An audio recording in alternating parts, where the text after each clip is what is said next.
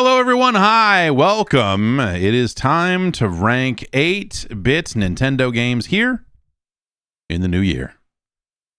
I'm Jeff Gerstmann. We've been building a list here for the past 74 episodes, and we are up to 440 games. We are ranking every Nintendo Entertainment System game released in North America, licensed or otherwise. And down here, we've got, well, some of these unlicensed games, turns out, were not very good. We've got, 4 of the bottom 5 here are unlicensed games. Currently, that's all subject to change. There are still hundreds of games left to go. Plenty of time left on the clock for new bad games to surface. I hope I don't. Sometimes playing bad games is fun, and sometimes you just come to dread them.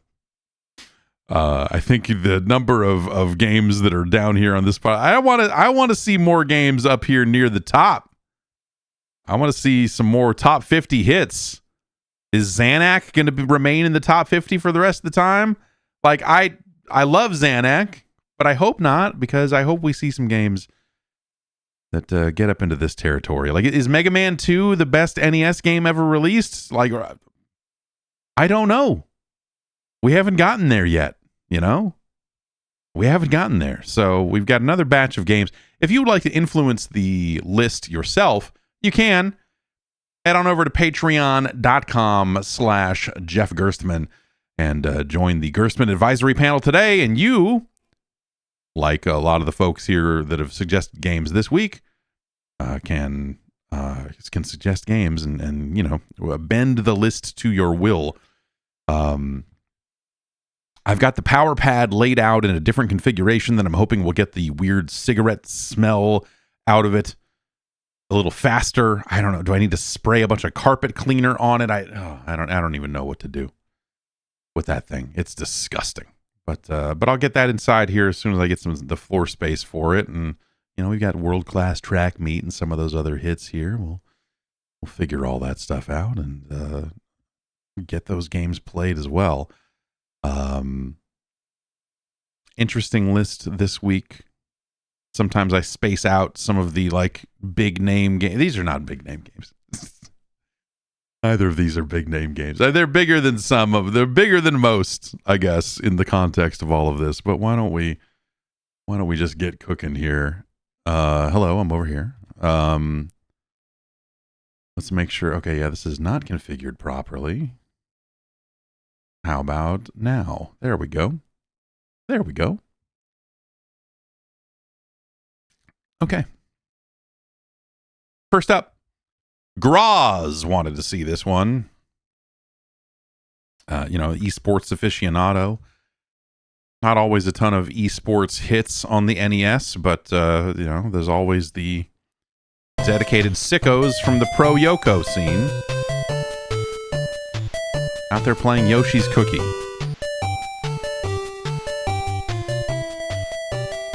I somehow have 5 or 6 sealed copies of Yoshi's Cookie in a shipping, the case that they sent to retailers. I don't know how. I don't know why. I don't know where it came from. But I have, 5 or 6 copies of this NES game sealed up. Watch the demo a little bit here, because I always forget which one is Yoshi's Cookie. Right, okay. Yeah.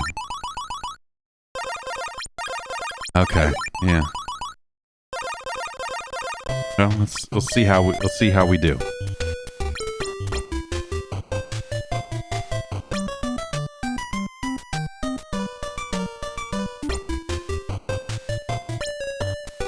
We're gonna go with B.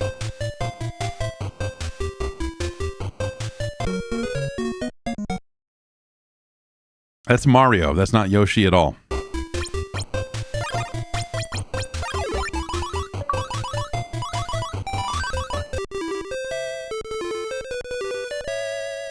Hooray.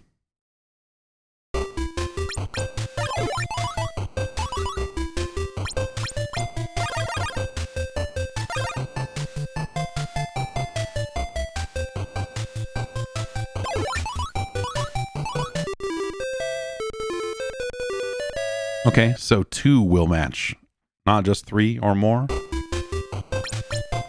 Good to know. Oh, it's okay, so it's just the full length.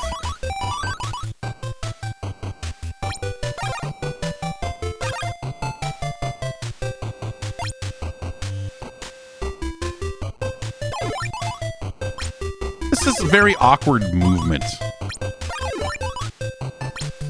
I'll say.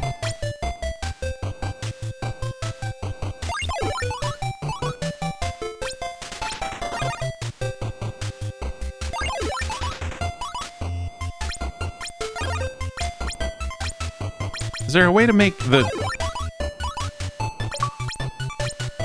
Yoshi?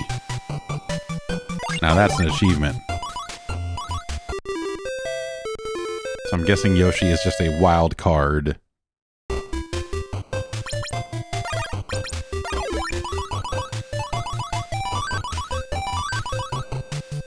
Should I have moved? Yeah, maybe I should have moved that one first. Yeah.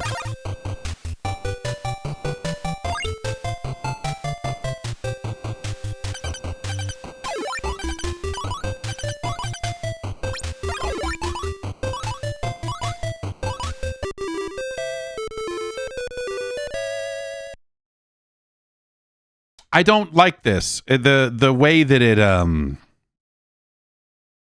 it sends in new blocks from both sides is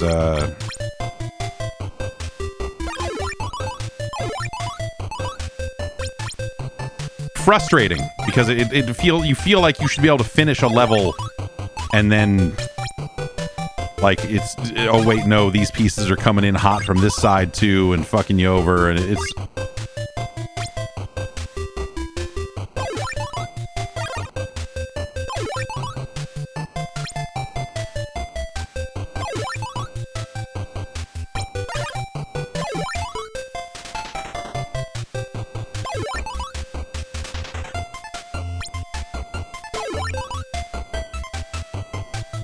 there.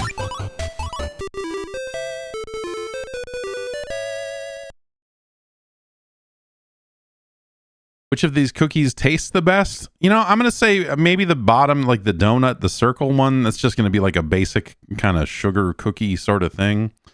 Or maybe it's got a little cinnamon or something on it. These top 2 have like jelly or something in them. And that's going to like maybe be good and maybe not. But like it's not, it's disqualified from being the best cookie. Sometimes the weird jelly filled cookies are okay, but the middle one looks all right. The one below it looks like it's probably pretty good.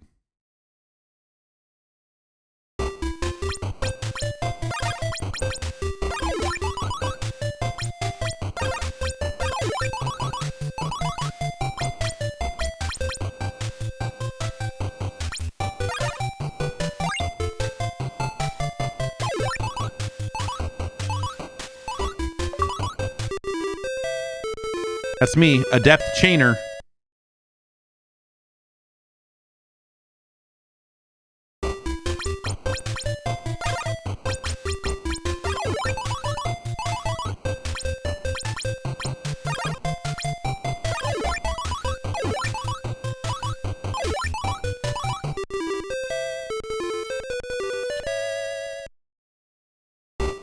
Okay.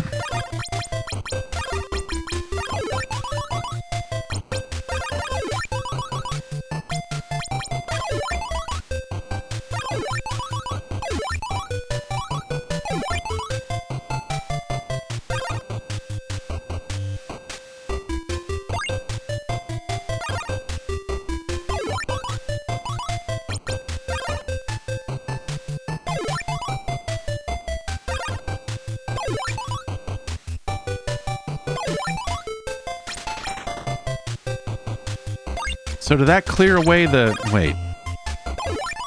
No.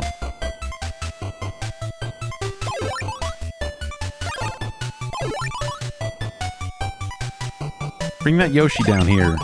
Oh, man. Okay, this'll do it.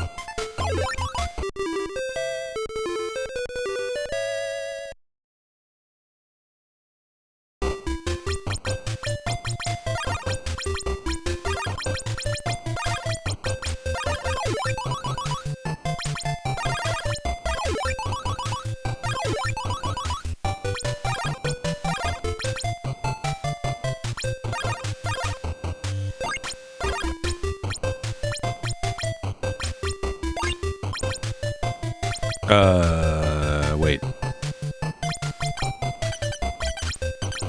Am I fucked here, huh?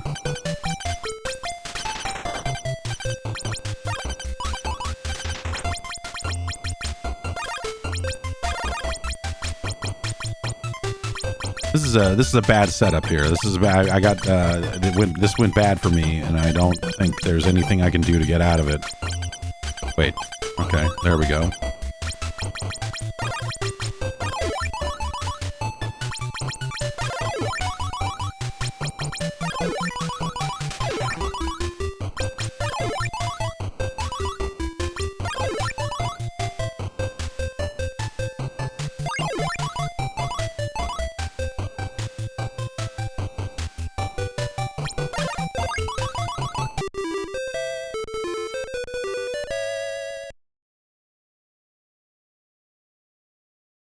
Sometimes there are some interesting setups here in this game that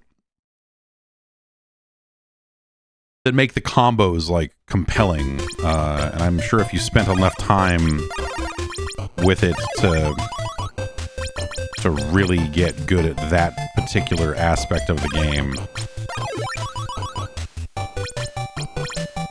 Yeah, bring it down. Come on.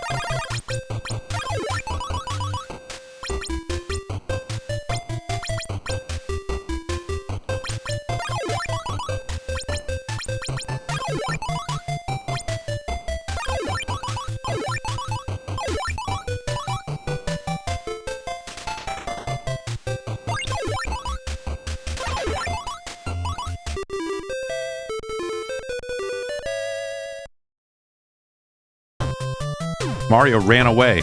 He's like, I've had enough of this shit. I'm getting out of my chef's costume. I'm chasing this rock. He caught it.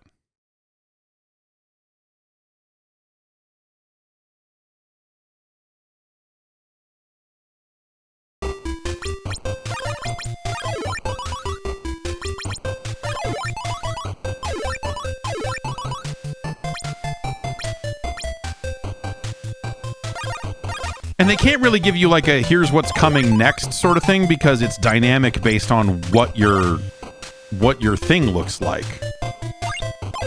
The way your business looks determines that. And so oh man. Okay, get that heart in here. Let's do that.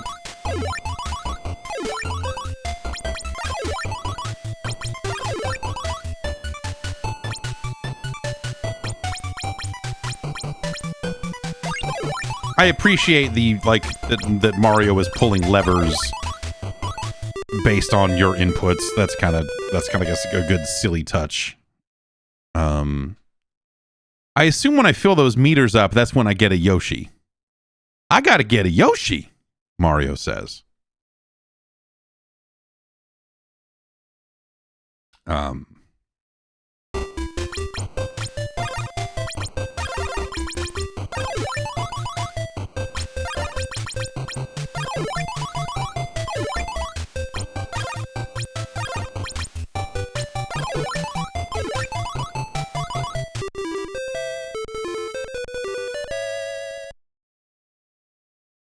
What is it? That's not the one I have on here. $500. No. Increase speed to warp 9. No, I have super now. That is, I have the I'm a Super Now from the Mario Pinball Machine on here, not the I gotta get a Yoshi, which is maybe a better sound. I'm a super now. I'm Super Now is pretty good though too.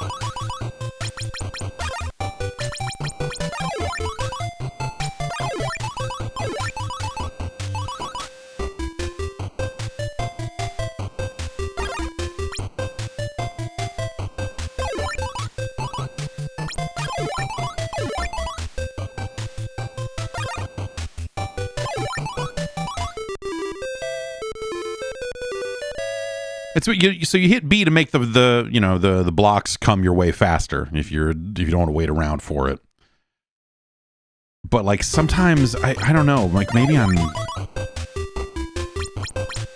sometimes it feels like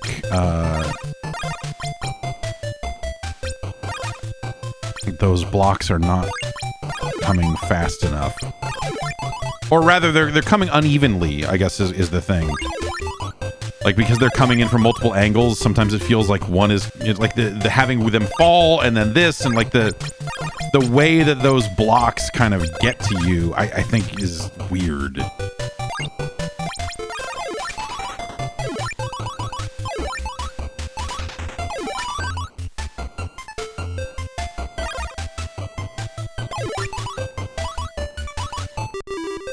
Where like that time the block from the right came in way sooner than the one from the top. And I'm not clear exactly on when or why that happens that way.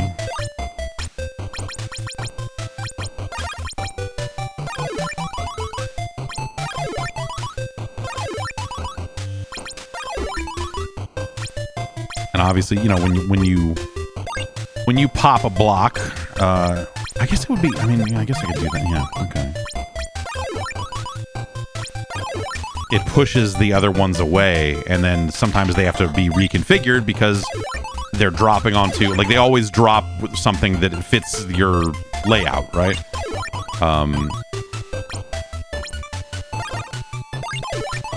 See, that's annoying because if that top block hadn't come, then this level will be over. And so that time, because of the top one beat it by a half step, the stage is over.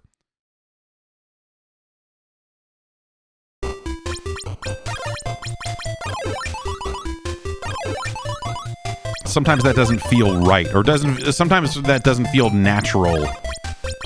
It ain't right. It ain't natural.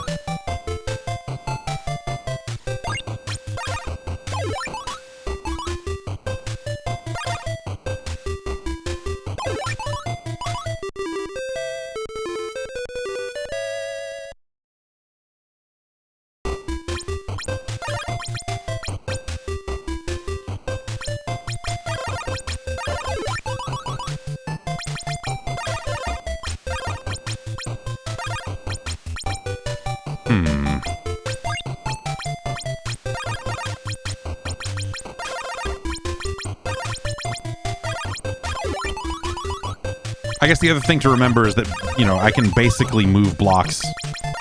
It's easy to forget, but you can move these blocks anywhere you want because you can just move them up and then move them over, and so you can.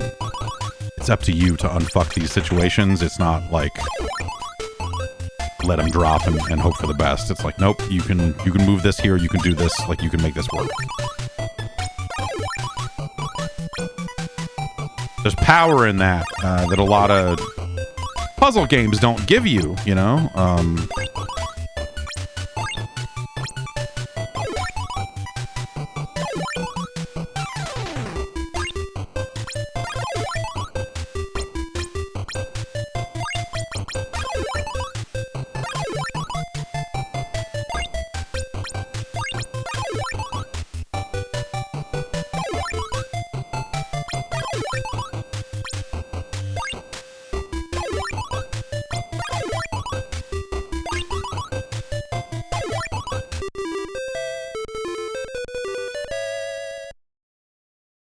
Okay.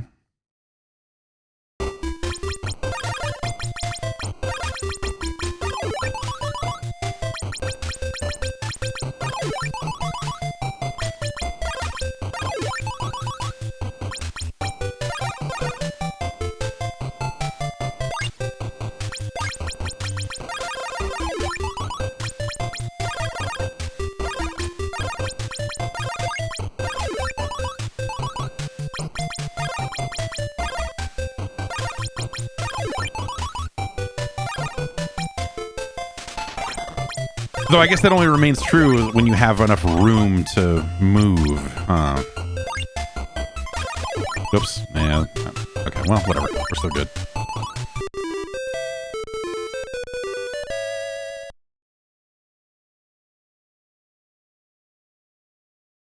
And I guess it just gets faster, huh?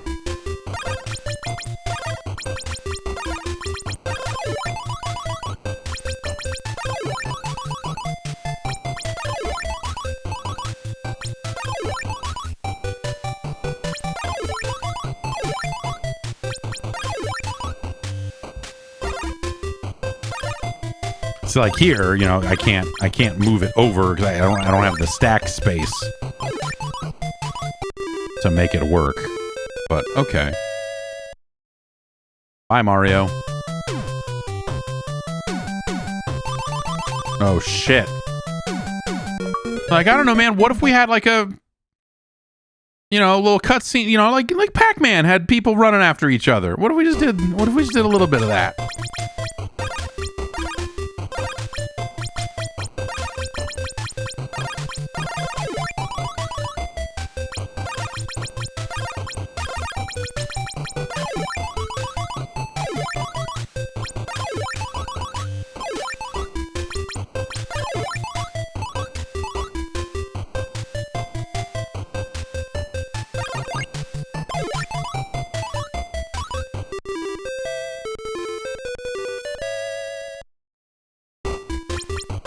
It's a little, I guess I'd say it's a little one note.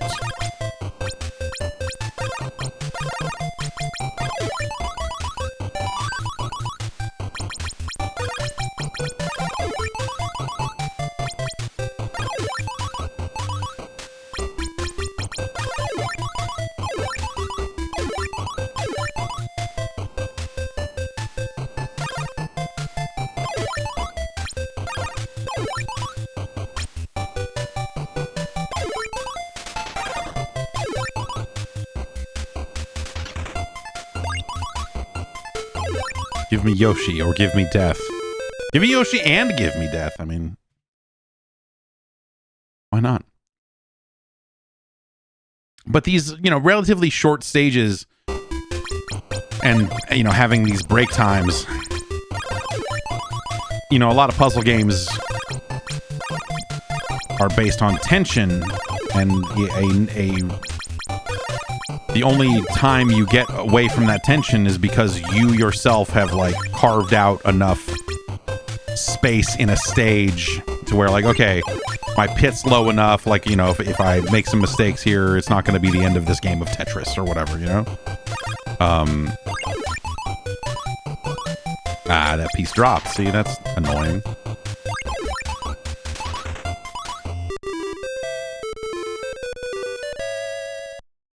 And so having like these constant spots here where I can take a break and go, like it's not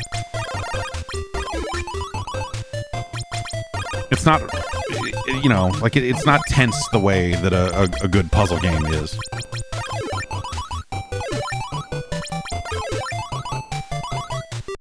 It's not bad, like it's satisfying. It's just it's like, I'd say at this point, you know, this many minutes into a session, this game should have already like bounced me out and been like, nah, dog, you got to get better. But here we are. Like, it just doesn't seem like that difficult of a game. It's getting faster. Okay, yeah, we're getting a little more speed out of it. But also, I made a dumb mistake there too. No, wait, I go that way, that way, that way.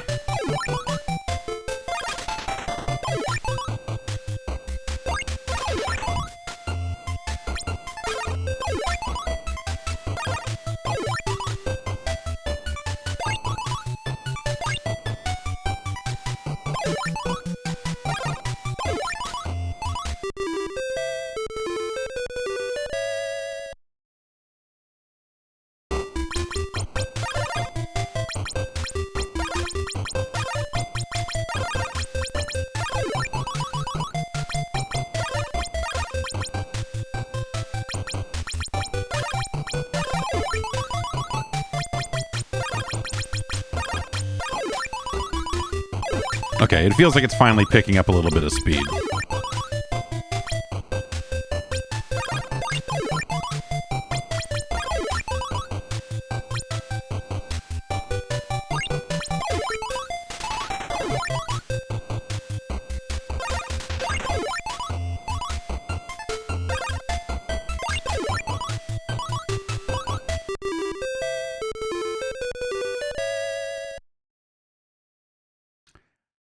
Yeah, it's not. It's just very plain. I don't know. It's not bad.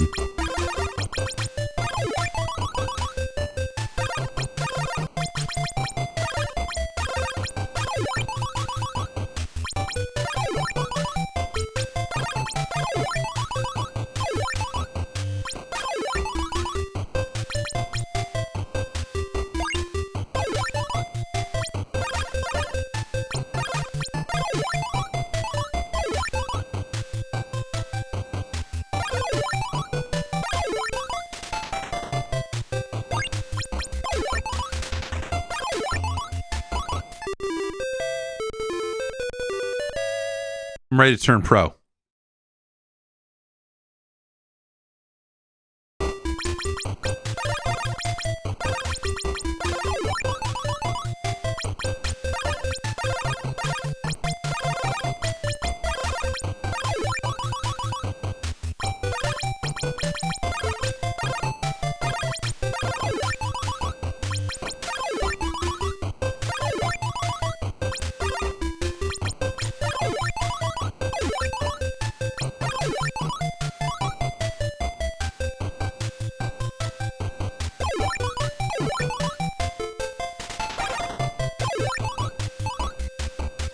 I guess if I had organized that slightly better, maybe that would have been the end. Is that Yoshi, you mother...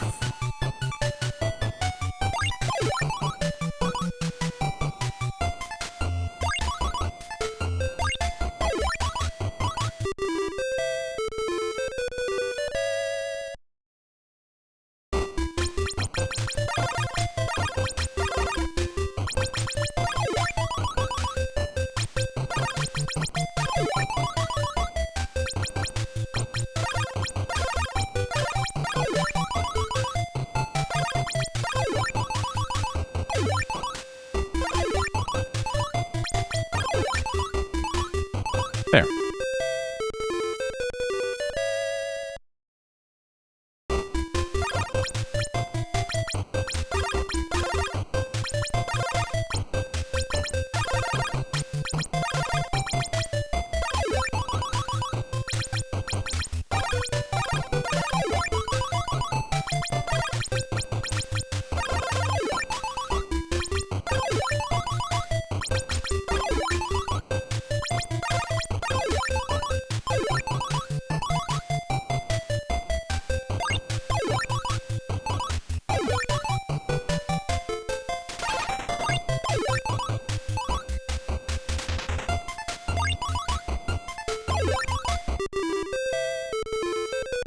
Now what? Now what's going to happen?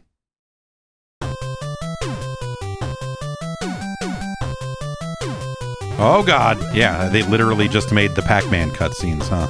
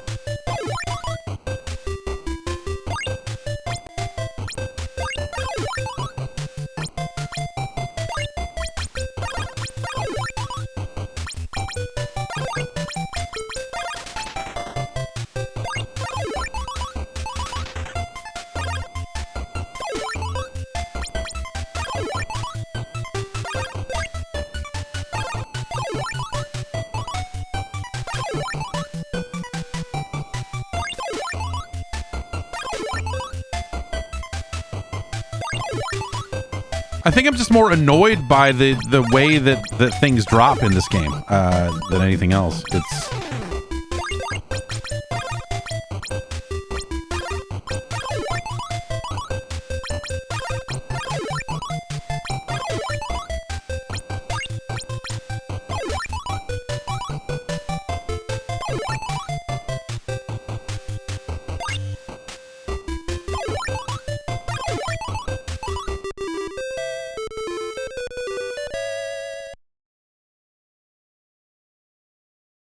Okay.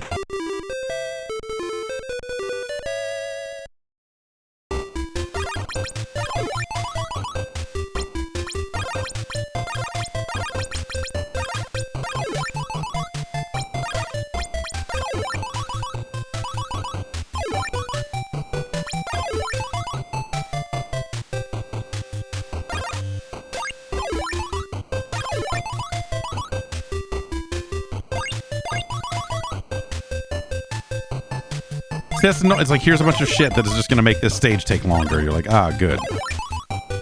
I don't know if the answer is like, hey, if you had comboed better, that would have not been a problem, or, you know, what the...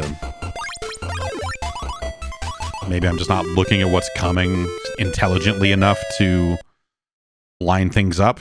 In some cases, that's definitely true. Like, I'm seeing stuff and I'm like, oh, I could have done this.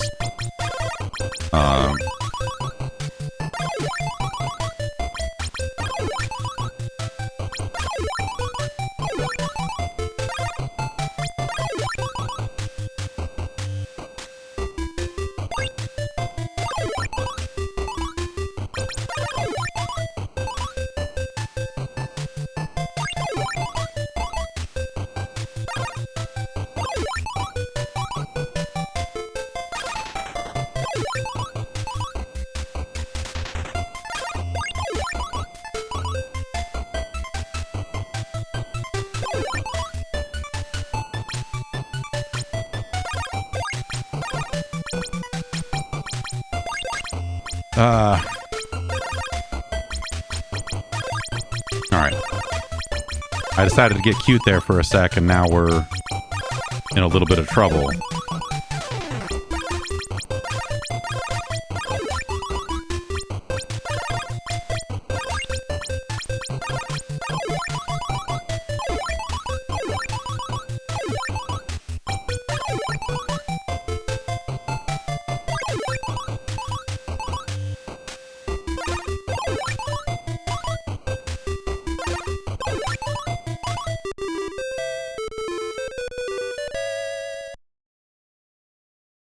Okay.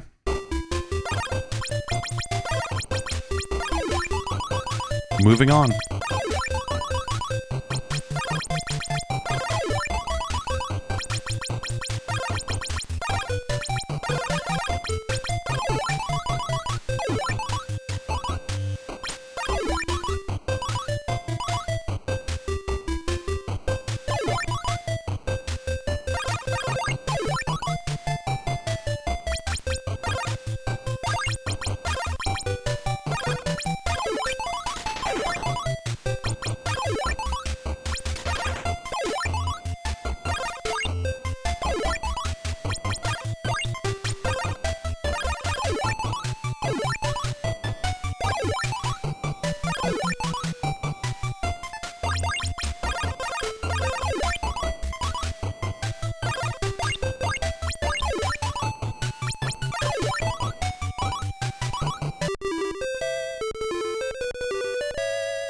All right. That's just, yeah, I don't know, man. Like, it just, it takes forever to ramp up in difficulty.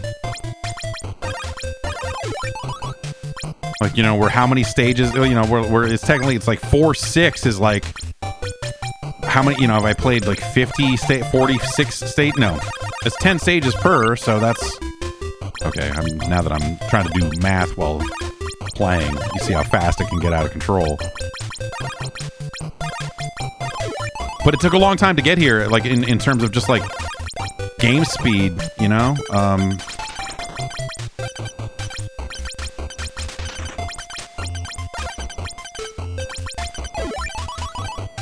Okay, let's put that there, that there. That there, that there. Nope, screw that up.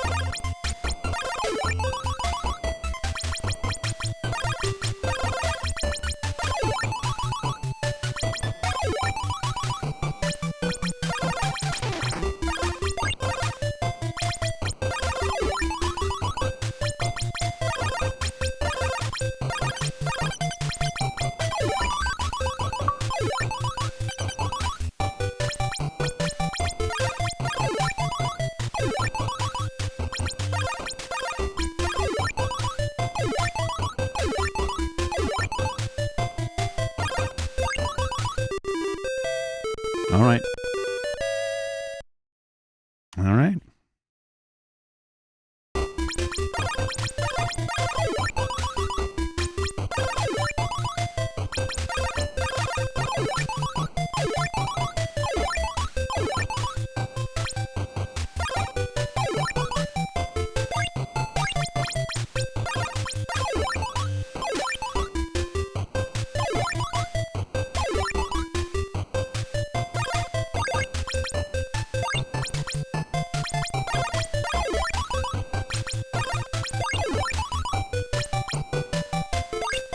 Okay, let's go this way. No, we don't have enough pieces for that. There we go. Do this, do this, do this.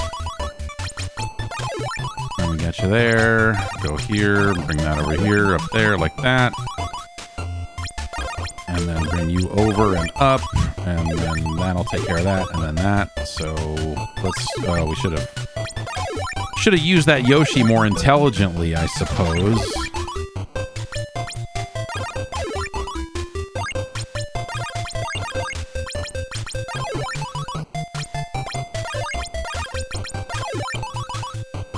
Once it gets going fast, it's hard, you know, because you're definitely like trying to make matches on a board that is growing in ways that makes it difficult for you to, you know, put hearts all the way across.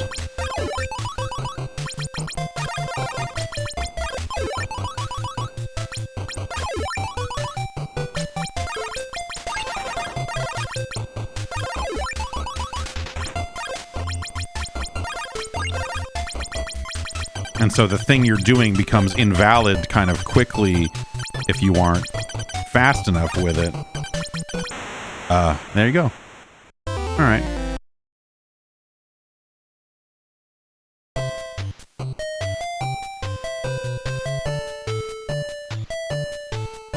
Cookie. As Mario pooping his pants.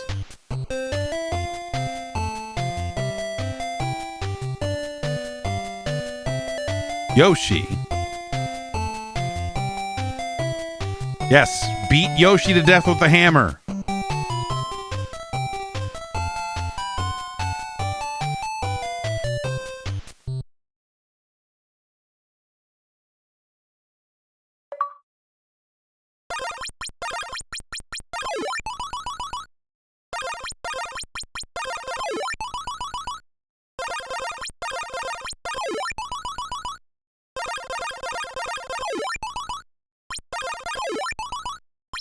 Now, can we play versus by ourselves or no?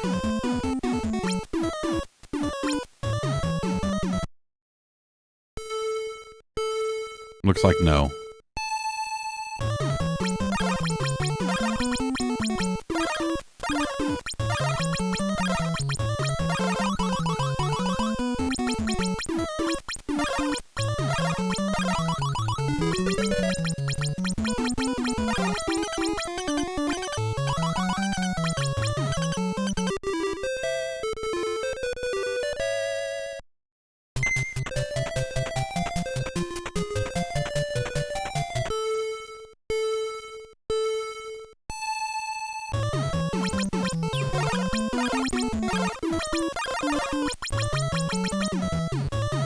Yeah, this is just sort of...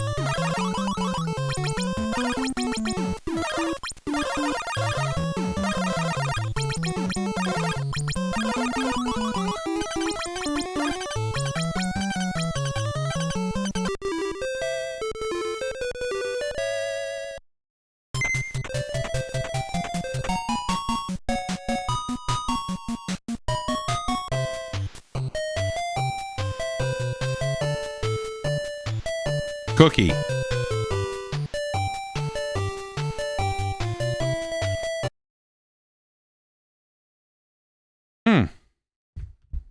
Yoshi's Cookie.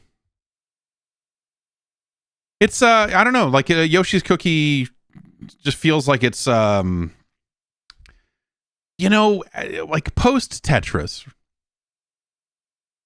when everything, you know, just like they came up with how many different ways can we get you to rearrange blocks in some kind of pit or well or something, you know, what are the different things we can do there? They tried a billion different things, and Yoshi's Cookie, in a weird way, feels like the leap forward to what we would get on phones, where like the falling block in the well and moving Tetris, like playing Tetris on a phone is not a pleasant experience, but you can tap on a thing and move it and scroll it and rearrange things pretty well.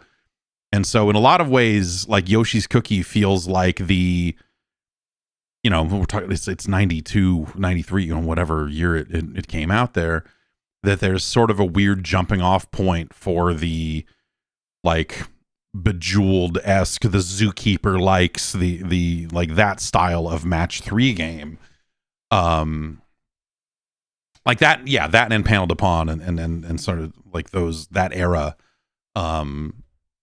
where the, you know, the stuff is already there and it's up to you to organize it as opposed to waiting for it to fall and everything else. And so like this game in a weird way would like translate to phones super well. Like you could do Yoshi's Cookie on a phone quite well, I'm sure. Depending on the size of the pit, I guess, you know, because the size of the phone, and you know how you don't want to fat finger your way into moving the wrong stack or whatever. But that's kind of interesting in a weird way, is that, you know, because when we look at a lot of that kind of post Tetris stuff, there's a lot of shit, you know, and I don't necessarily mean that all of these games are like bad games, but like in comparison to Tetris, the games that came in its wake are like, just, you know, a lot of them are just like have questionable gimmicks or things that don't necessarily, you know, it's like, oh, okay, this is your take on that thing. It's fine as a take on that thing, but it, you know, if Clax came first, the puzzle genre would not have taken off the same way. And I like Clax. I like Columns, but Columns is not a fucking good game. A good puzzle game, but I sure did play a lot of Columns on the Genesis. And so, yeah, I don't know. That's and so this is kind of like, after all of that stuff, we started to see more games like this. That, you know, your Panel de Pon. Panel de Pon's a great game. Tetris Attack or whatever. That's a hell of a game. Yoshi's Cookie, it's all right.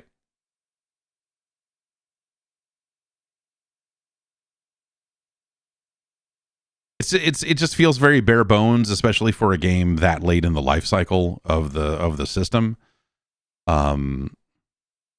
That's, you know, that's a little weird. But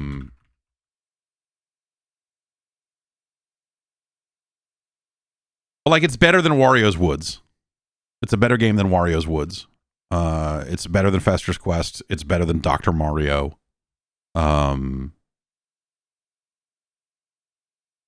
Dr. Mario has great music, man, but like Dr. Mario is like a great example of what I'm talking about. Of like a lot of this kind of post Tetris stuff. You just go like, this is a fucking terrible video game. Dr. Mario is a miserable puzzle game. Because it's just like, here's the things you need to clear and you need to build around it, and, you know, you need to wait on the right colored pills. Have fun. And as it gets faster, that gets harder, obviously, but it's just like, yuck, man. Yoshi's Cookie is better than 1942. Yoshi's Cookie is better than Rainbow Islands.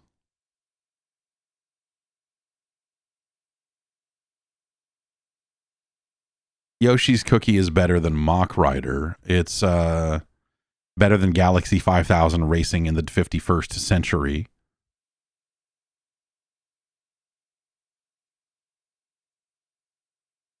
But it's like, yeah, I don't know. It's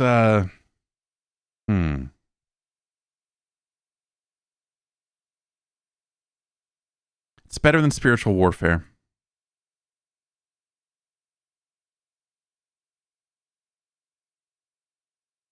It's better than Pinbot.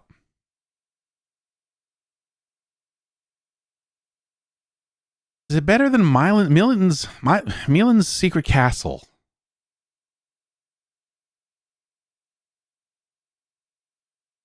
No, it's not.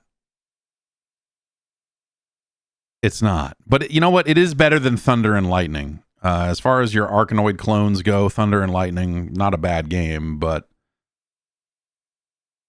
certainly leaves something to be desired. Yoshi's Cookie is our new 212. All right.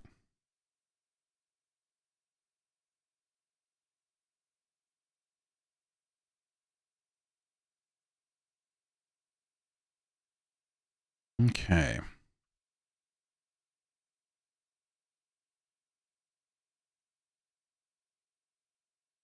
There we go. And there you have it. Congratulations to Yoshi, but more importantly, his cookies. And to Mario, who is in the game, and Yoshi, who is barely in it. It's more like Mario's cookies, and he's making some cookies that Yoshi might like. I guess that makes them Yoshi's cookies, but it's not Yoshi's cookie. It seems misnamed. I don't know. This seems like it seems like they should have had Yoshi on the controls there instead of Mario in the chef's outfit. Yoshi in the chef's outfit might have made more sense. I don't know. Next up, Fandle wanted to see this one, and this was weird because, you know, you didn't necessarily realize, because the first game, like back then, you just looked at publishers as like, these are the people what made the game. And so you're like, oh, this is Nintendo. Nintendo made this. Even though the first game did have a credit in it telling you who made it. Like, it just, you know, it didn't really seem like it was. It just was like, oh, yeah, Nintendo made all the good games. Rad Racer, all this other stuff. And then Rad Racer 2 came along with a fat square logo on the box. And you're like, what is this? It's Rad Racer 2. The sequel to Rad Racer.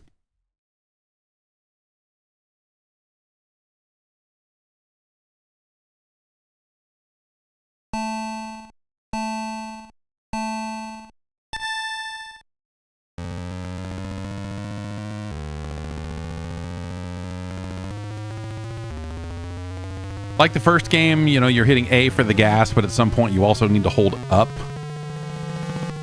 Like, that's how they, you know, a lot of games handle their, you know, low gear, high gear, turbo boost type stuff. And so this guy, what a dick. Looks like they took out the 3D mode for this, which is probably for the best.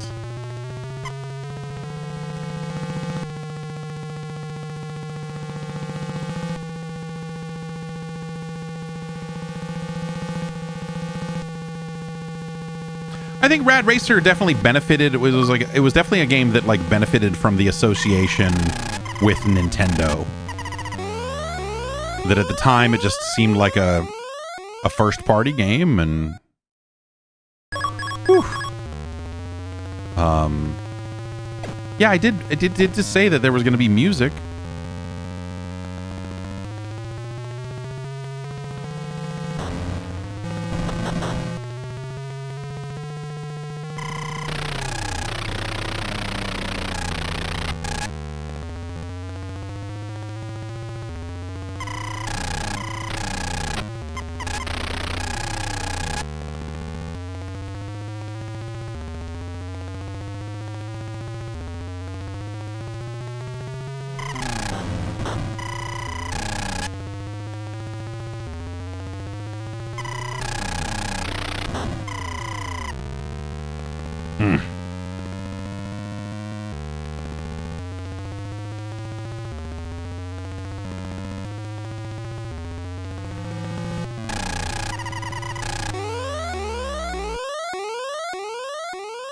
Are we going to coast through this time? Doesn't look like it.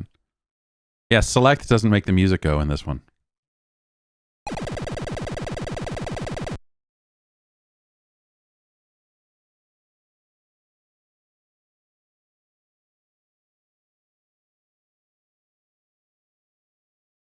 Music. Oh, sing. Okay. Sing Yourself is not the name of a song. It's Just fucking sing yourself, dipshit. Like they couldn't say no music.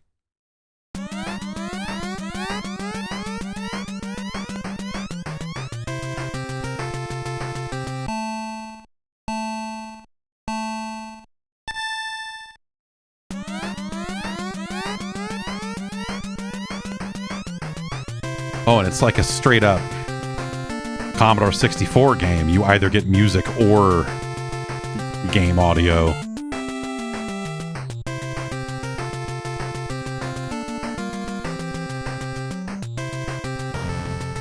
Oh, you get some bumps there.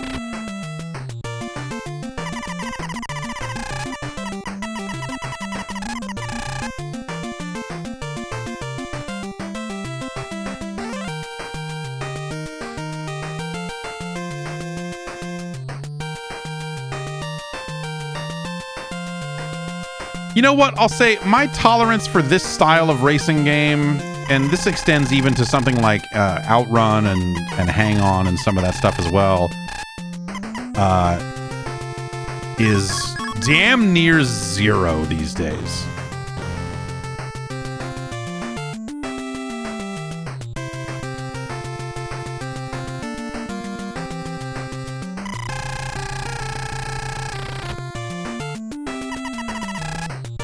Like, this used to be a major genre. Yeah, man, I don't know, just race and then you gotta get to the checkpoint before the clock is out, you know? Like, that style of Outrun, you know, Outrun, Hang On, like Turbo. So Turbo at least had the ambulance and some of that other stuff in there. And so it's been interesting to see, like, there's, you know, some developers out there trying to recapture this feel and trying to make kind of, you know, modern indie games in a retro style, in this specific retro style. And just like, dude, a lot of these games don't handle well. And the gameplay of, like, the gameplay, just a lot of it, so much of it boils down to managing your speed around corners, because you're going to hit the fucking palm trees on the outer edge. And it's almost, if it's not palm trees, it's billboards. Pole position, same deal.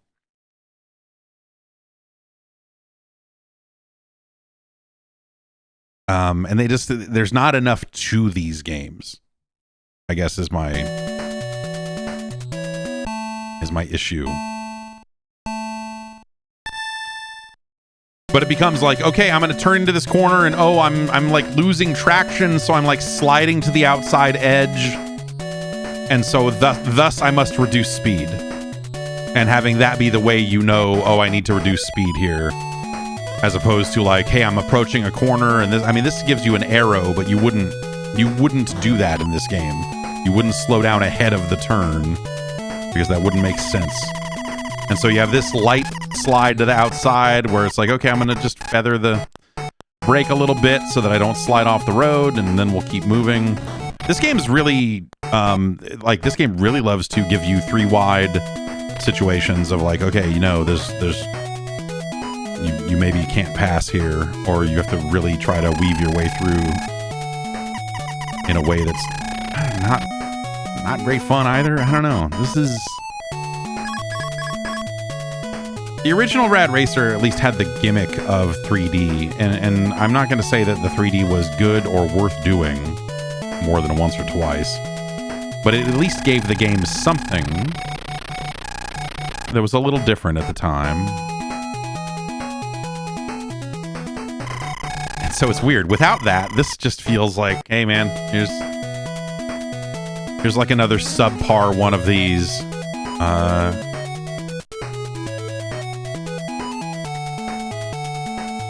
Also, the way they've decided to use the audio channels here to have like 0 engine noise if the music is on, I think is not a great choice.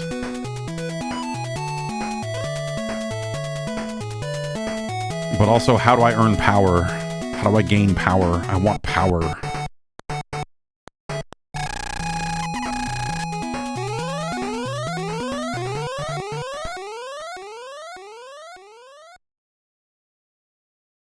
Also, these race against the clock things are always just annoying.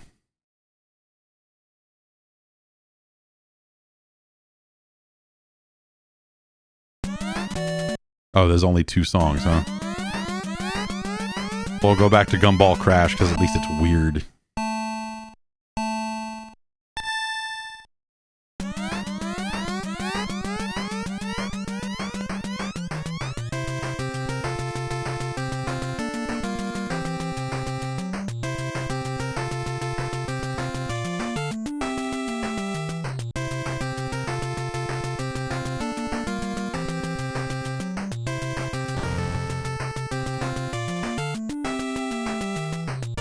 This doesn't seem like a great use. I mean, you know, they do it to help with the sense of speed, right? But the kind of two-tone off-road texture here,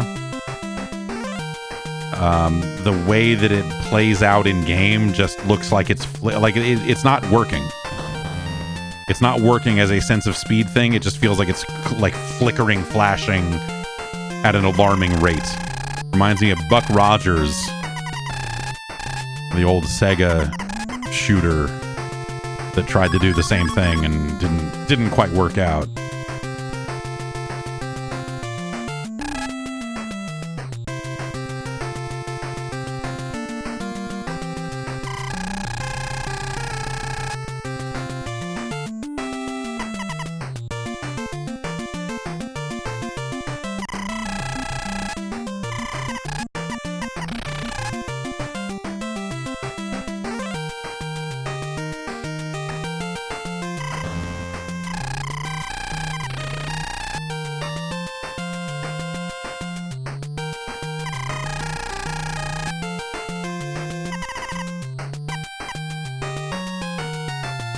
Gotta make them tires chirp.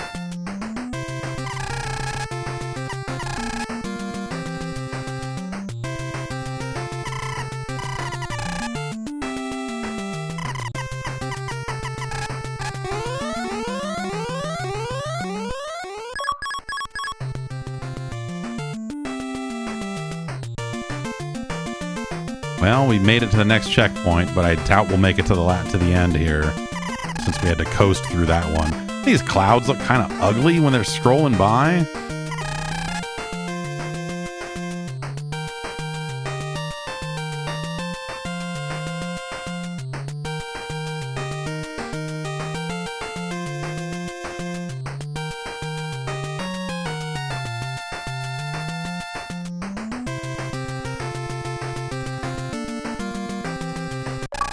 Hey, we did it.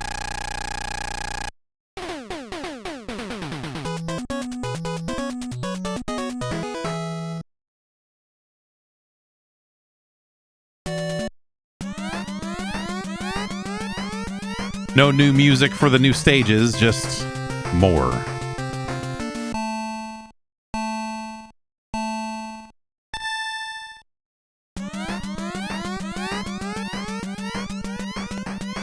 Now we're pulling a night driver.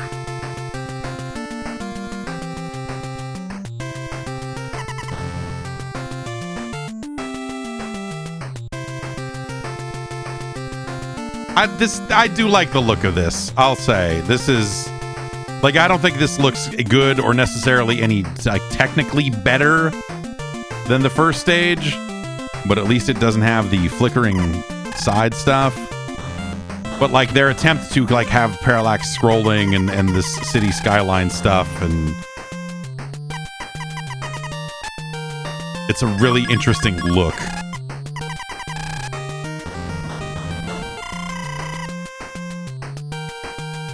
It is aesthetically pleasing in a like 10-hour YouTube video lo-fi. Like if this was just the backdrop for like, hey man, I'm putting together a 10-hour loop of fucking city pop.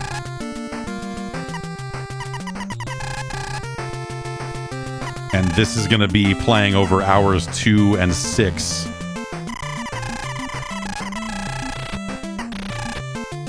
But just the top half of the screen. We're eliminating the cars. It's just going to be the skyline zooming back and forth. Like, yeah, no, that's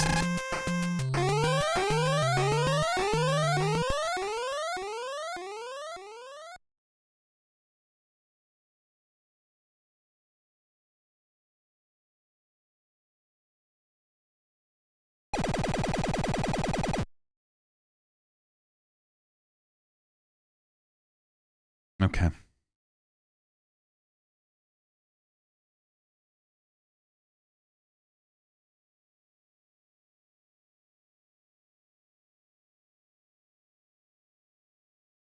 Someone said if I hold B and hit start, it'll continue. But when I hold B and hit start, it doesn't start.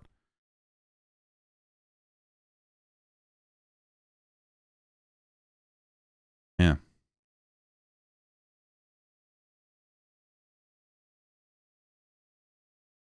All right.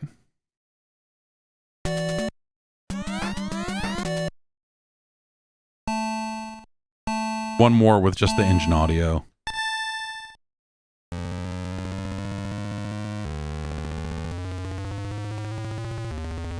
Yeah, not great engine audio, not the...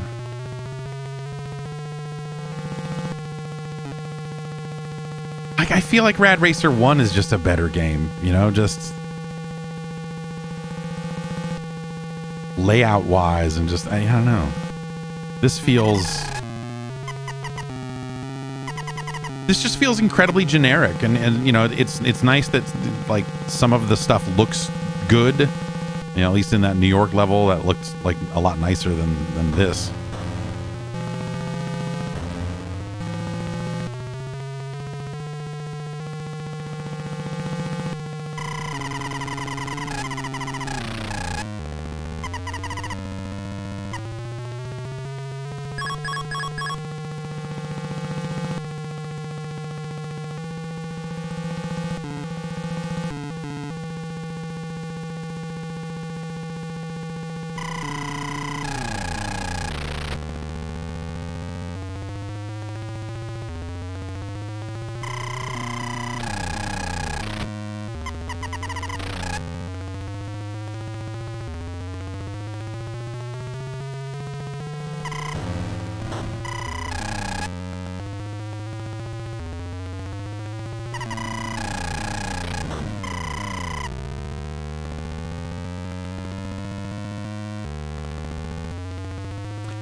So instead, it just feels like, you know, this kind of subpar Outrun,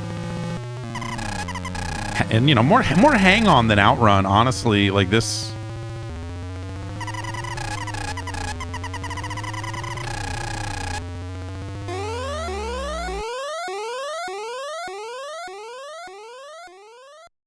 Serpentine.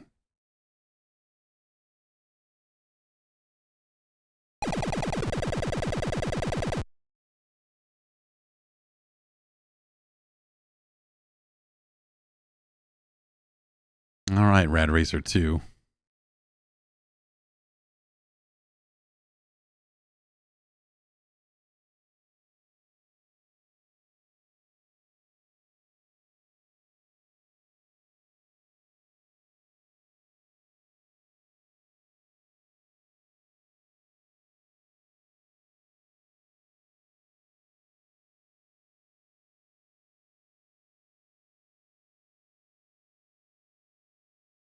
So it looks like the turbo is specifically for...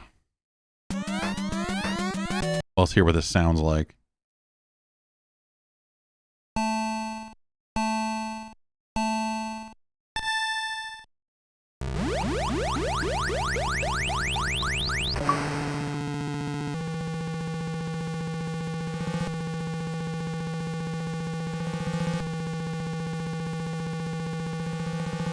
But it's something you can only do from a standstill, so it's really only after a crash you can use that to rocket yourself back up to top speed, which I guess is probably faster than doing it yourself.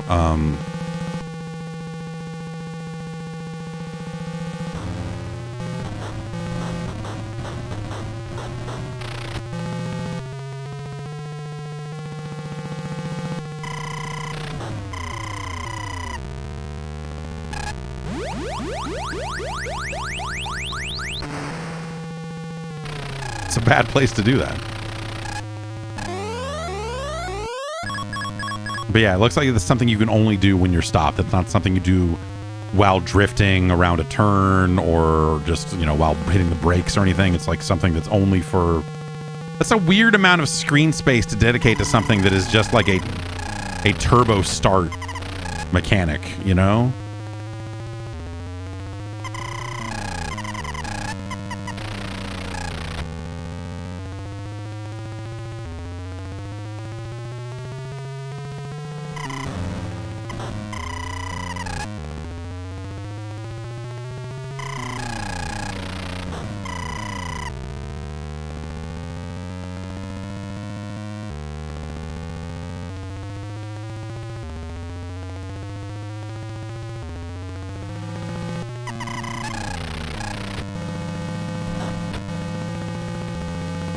These jerks.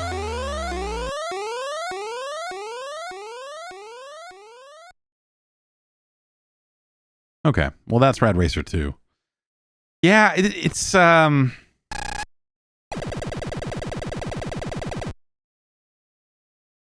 boring. I don't know. Like so that's where I'm at on Rad Racer 1, I guess at that point too, is Rad Racer 1 is something that I think we fooled ourselves into liking. And I think, again, because it was published by Nintendo, I think that the first Rad Racer benefited from that halo effect of like, oh man, Nintendo, and didn't really deserve it. Because Rad Racer 1 is not an amazing driving game also. That said, I don't know that there are that many amazing driving games like that on this platform at all, right? That kind of, again, this kind of hang-on outrun, you know, the stuff that Sega was very well known for in arcades. I don't think that anyone really captured that feeling on this platform. And so seeing these attempts to try to do that are interesting in their own weird way, but they don't feel like they're very successful. So I don't think this game is as good as the first Rad Racer on top of that. I think that game, you know, just this game doesn't build on it in meaningful ways. Like it doesn't feel like a better game. The track design, the look of it feels just a little more budget, you know, for something that came out years later that you would expect to look better. Like it doesn't. It's certainly not as good as this pretty decent port of Road Blasters. I mean, that one lets you shoot, you know.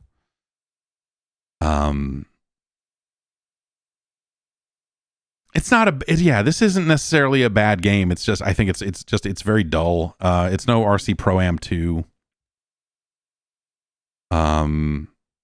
It's no Excite Bike. You know, you could create your own tracks and do cool stuff in Excite Bike. Excite Bike, you know, you're gonna level out your bike. Like there's mechanically more going on there, even though it came years earlier. But it's probably somewhere around here. It's no NES Play Action Football.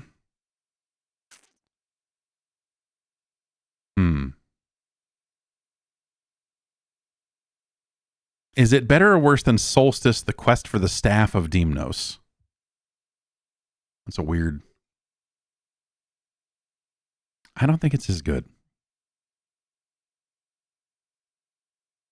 Tennis is a better game. What about Dino Wars Destruction of Spondylus? Is it Spondylus?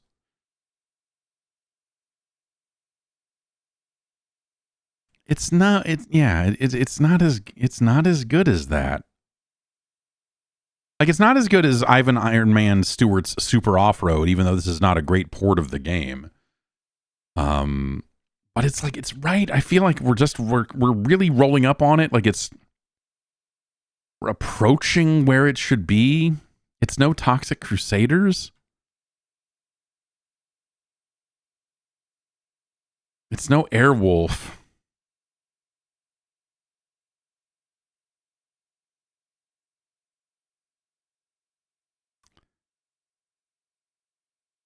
Is it better or worse than Eliminator Boat Duel? Is a weird... Yeah, I mean, Eliminator Boat Duel tries to do a lot, and I don't think it does any of it well. I don't think it does any of it well. Eliminator Boat Duel is a disaster of a game.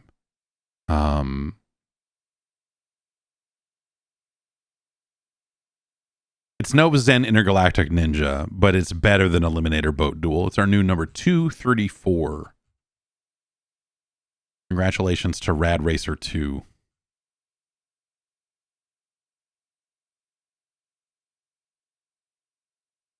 Highway Star. Did they call it Highway Star 2 in Japan, or did it have a fancier name than that? Okay. 234.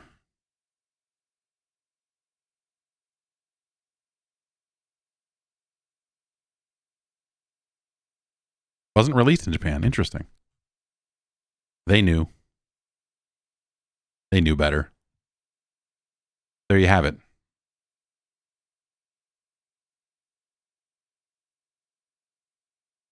All right, Tim wanted to see this next game. This is a game I really liked in arcades, and I remember this version of the game not really being what I was looking for. It's from your friend Sammy. It's called Silkworm. You know, not Japanese, no, American Sammy. In the 1990s, scientists completed the artificial brain, MHC2. However, this is, conspired to take over the world. This is just ripped from the fucking headlines, man. Robert, Stacy, get in the G Cobra and B Panther and set out immediately. Roger.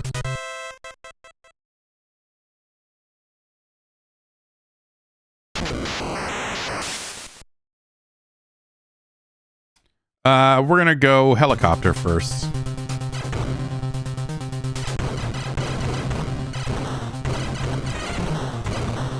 With the helicopter, your big ability is the ability to tilt the helicopter ever so slightly forward, which lets you aim your shots differently. You got two shots coming out of this, a straight ahead and a forward, and when you tilt, it kind of gives you a straight down shot, which is kind of cool. This was a neat idea in arcades that, well, you know, this is okay. I don't know. Am I picking this? No, this is going to assemble into a big dinosaur helicopter thing.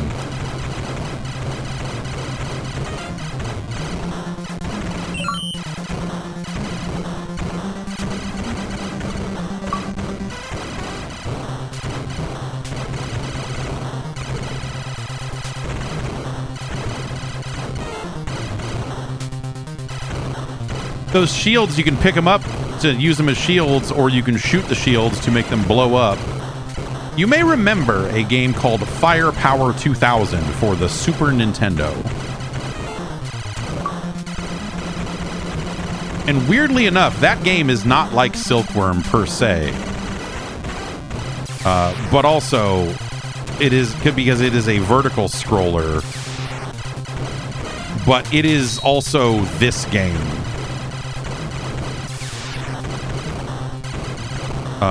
Yes, super swiv in some parts of the world.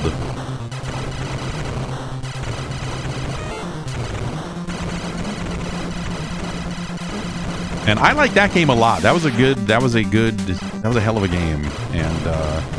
And it's like it was always weird because you didn't know it was super swiv or that they were attempting to have any kind of, you know, that they were directly attempting to kind of reference Silkworm with that game.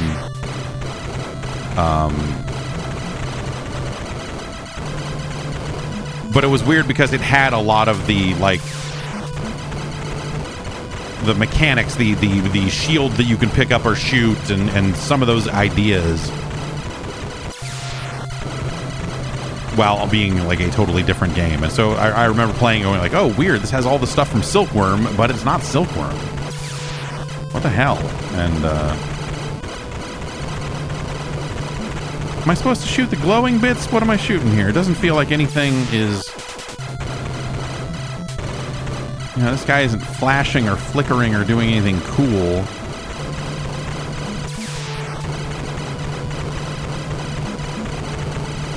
There we go.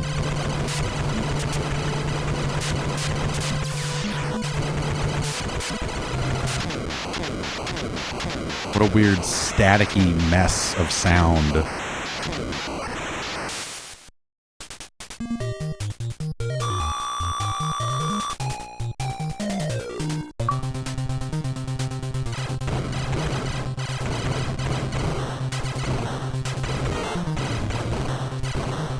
So, like, this was a cool idea because, you know, you could play 2-player and then one person was the helicopter and one person was the Jeep, and they played pretty differently and had their interesting strengths and whatever, and, you know, like, it's a cool game.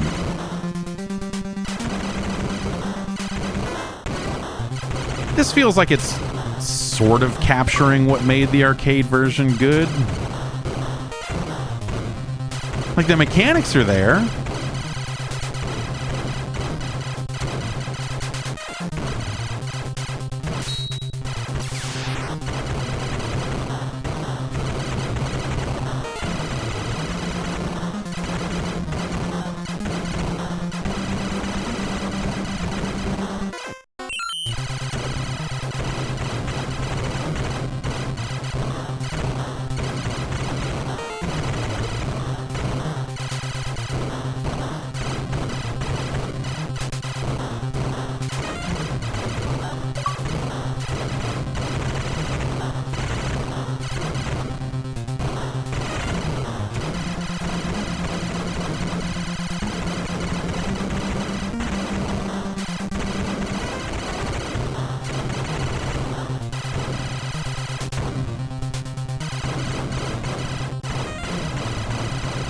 Dumb that I have to wait for this thing to assemble before I can shoot it.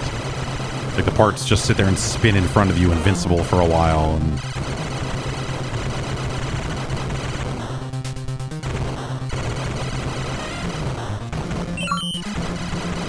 the Ensign's Badge.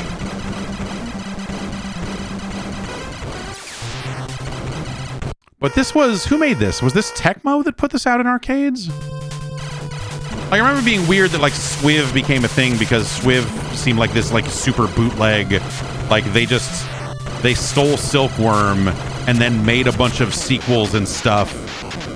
And it was this weird bootleg franchise that existed on the back of the actual real thing.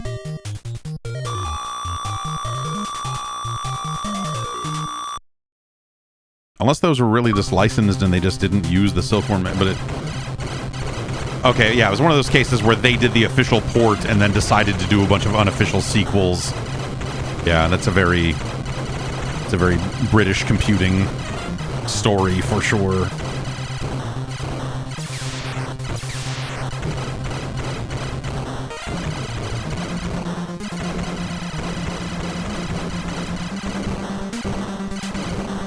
Like, how many different Gauntlet discs came out for C64 that were just like, deeper dungeons, here's more levels, but those were still at least like officially licensed Gauntlet games, I guess.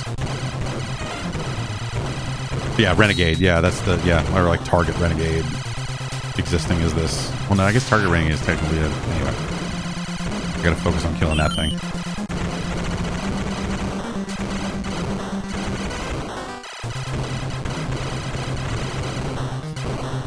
Ah.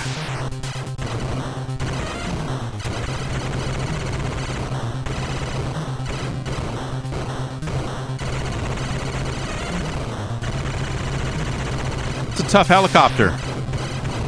Right there. I shot that helicopter a lot of times in the blades and everything. And it was just like, no, we're good. No.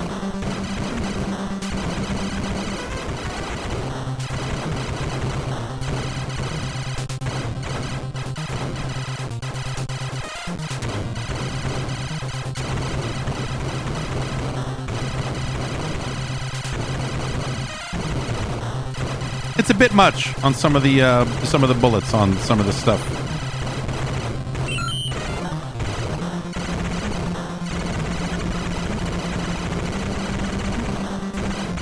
Or rather, I guess this version of the game doesn't... Oh my god. This version of the game doesn't always feel like it's registering hits appropriately. Jeep.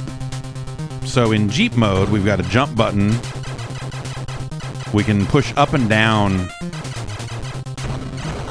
to aim our Jeep shots, which is a sort of an awkward mechanic.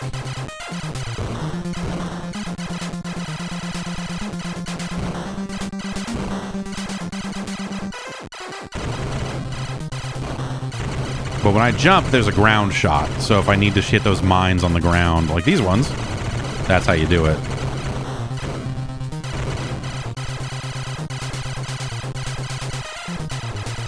I don't think the Jeep mode in this game is very good.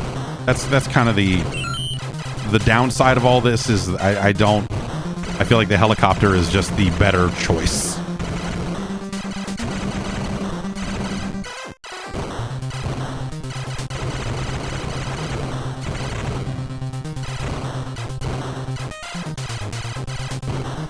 But Jeep in a support role with an active helicopter above, I think that works well enough. I don't know that I had to jump that, but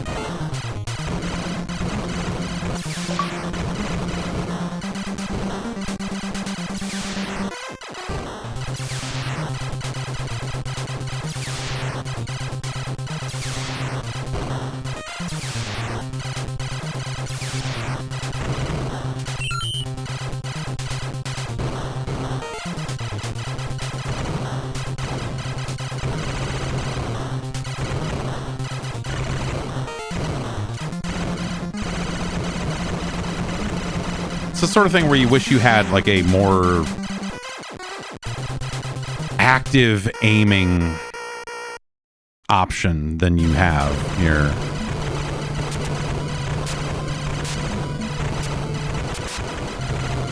Because pushing, oh my god, because having to just push up and down and wait for it to aim one way or the other, like this just takes a little bit longer. Like this would be a good case for a dual joystick kind of game where you can just use the right stick to aim in a direction.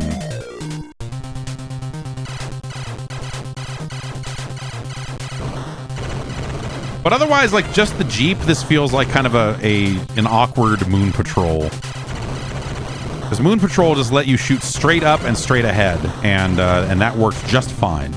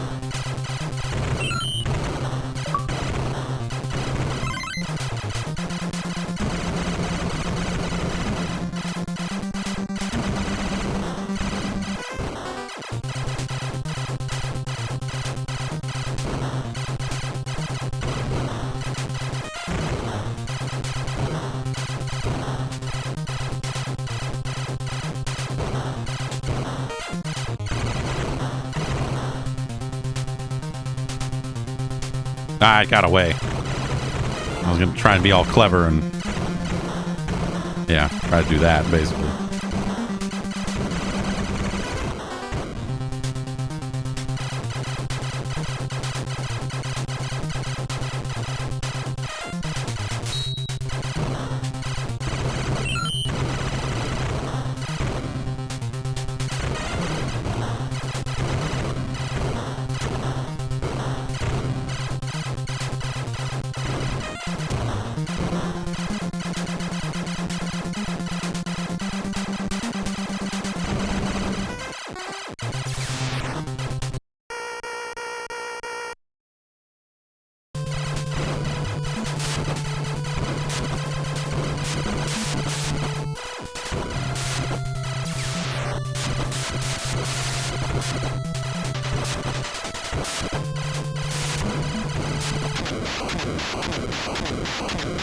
That this boss did not feel like he had a good answer for the Jeep.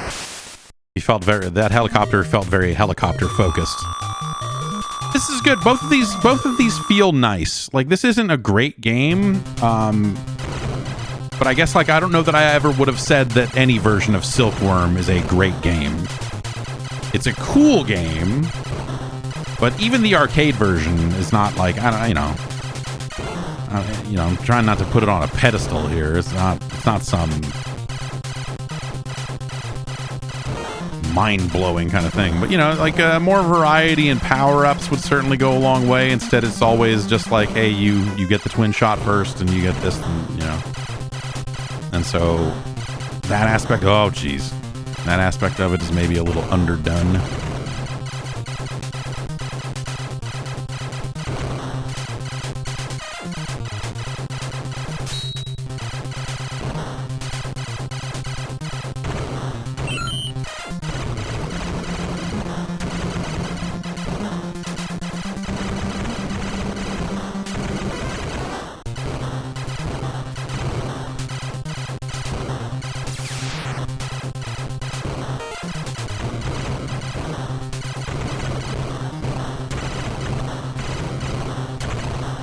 Dick.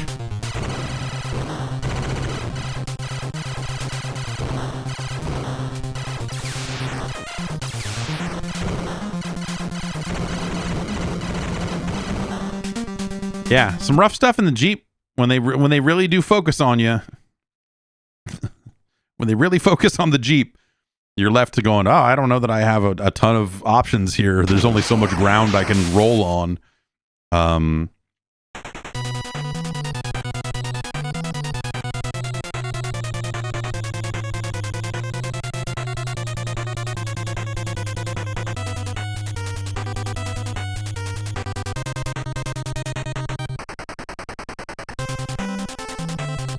G Cobra and B Panther together at last. Why does it look like she's missing teeth? Because the AI taking over the world runs on teeth, and so it's stealing human teeth.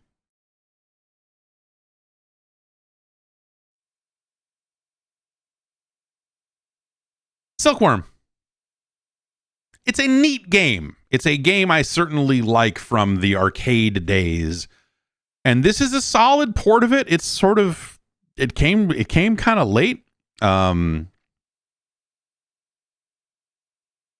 this is a decent version of that game. I guess, like, the thing is, it has, like, the thing it has going for it is that it has the two vehicles and you can play simultaneously. And so without that, it would be a much more limited experience because, again, from a power-up perspective and everything else, like, it's a little underwhelming. But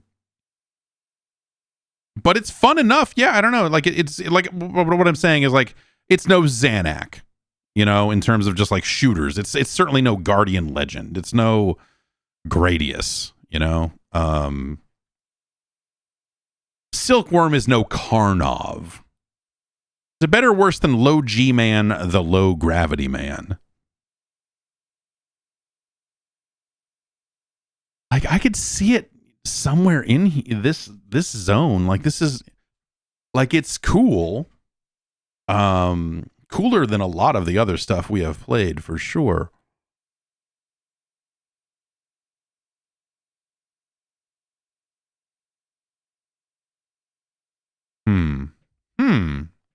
It's no City Connection.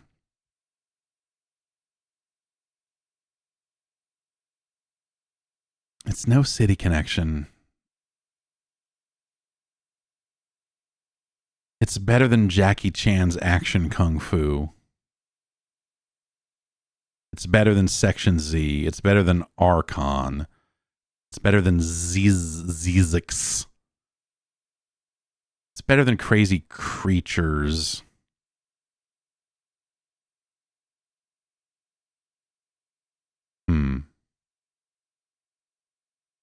It's better than the Young Indiana Jones Chronicles.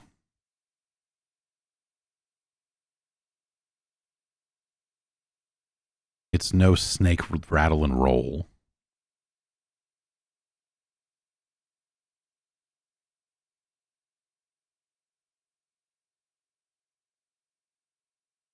Is it better than Scat, the game? Sorry, Special Cybernetic Attack Team.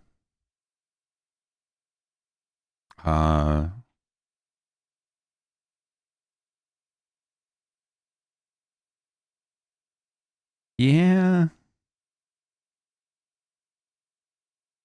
Yeah, it's better than Amagon. Amagon is funny, but you know.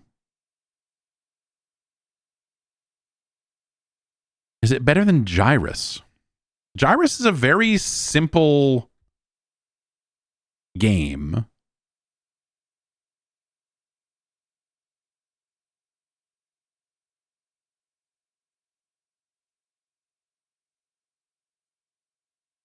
But it's the shooting. It shoots better. Is this better than Spot, the video game?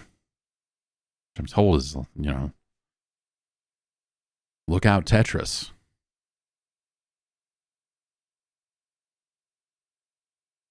No.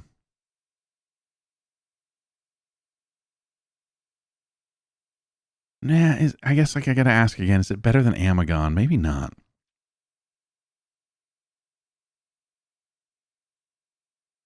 Let's think about this zone here. It's no Zombie Nation. It's no Palamedes. It's no Rockin' Cats.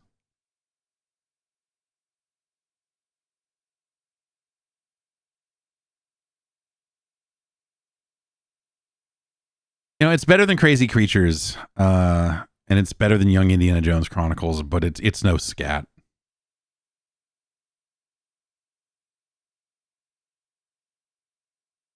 Yeah, it's our new number 106.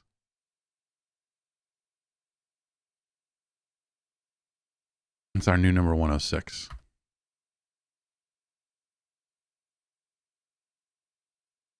Okay.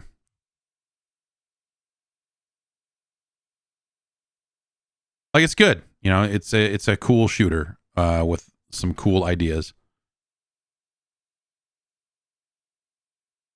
If they had put like a greater variety of weapons, or you know, like if they had just done more with it, you know, I think it could have gone much higher. You know, hey, stop me if you heard this. If this was a better game, I think it would have been higher on the list. Is basically what I'm saying here. All right. Next up, an unlicensed video game. Davis wanted to see this one.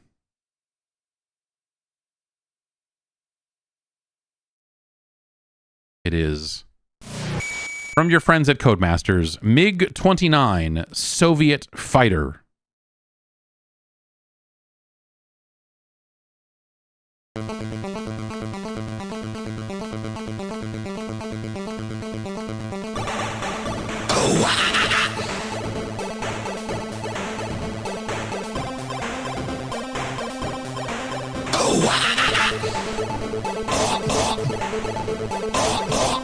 Mikhail, Vladimir, Boris.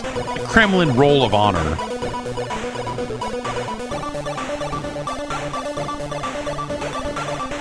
Definitely some in-game use B weapon. In-game use B weapon to B button to change weapon, comrade.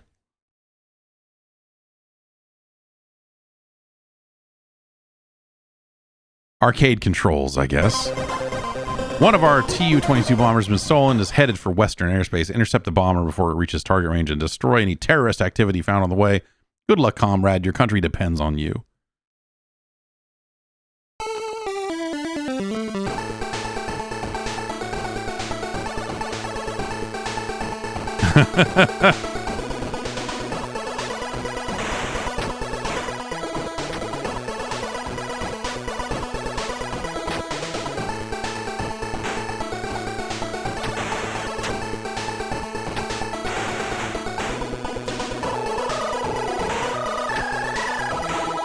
This like fake Sid chip music is really mind-blowing. B button doesn't seem to do anything, despite them needing to list on the main menu like, hey, if you got to change weapons, hit the B button. Like, no, it doesn't do anything.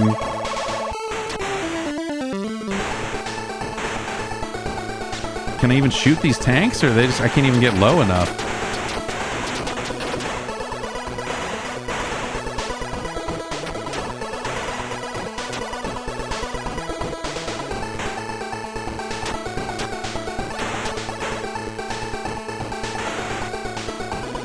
This is really low rent, like it's more Space Harrier than Afterburner, really, but like this is some real thin. This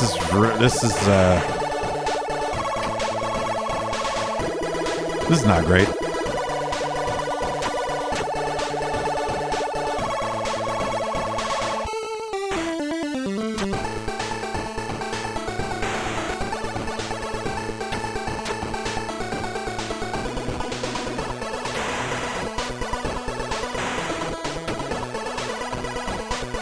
I do like that it just sounds like a fucking demo, like, you know, like and that it just has like a real.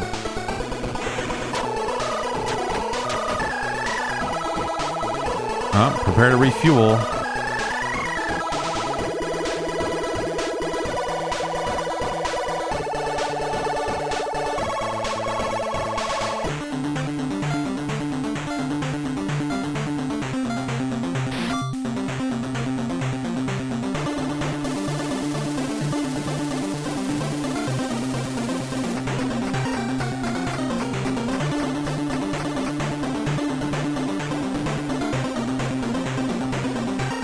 Oh, looks like I have two weapons now.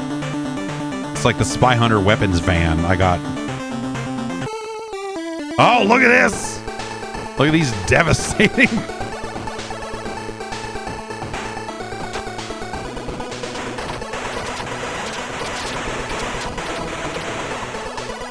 Well, so much for that.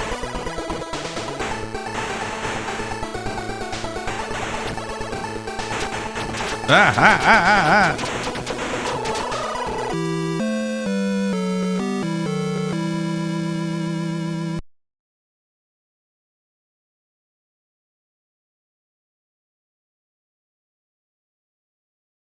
Das Vidania.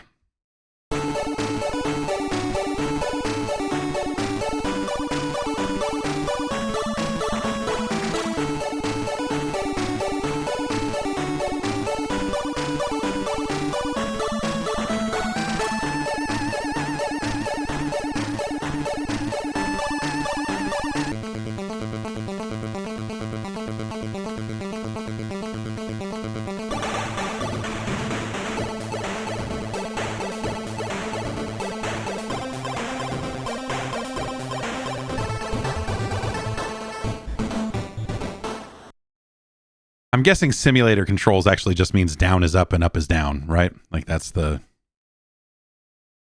probably going to be the only difference.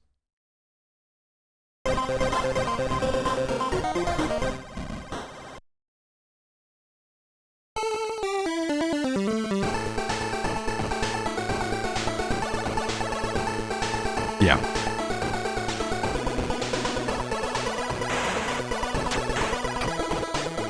Normally when I fly planes, I want to do it this way in games, but because this game is just so Space Harrier, it feels awkward to be this way.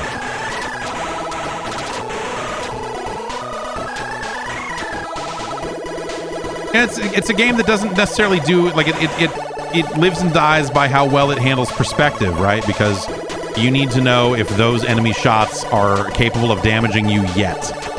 Like, are they ahead of you or are they in line with you? And it is not always obvious. Like, the game doesn't do that stuff super well.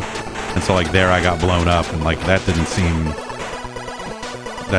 like those enemies were close enough to do that, but they did.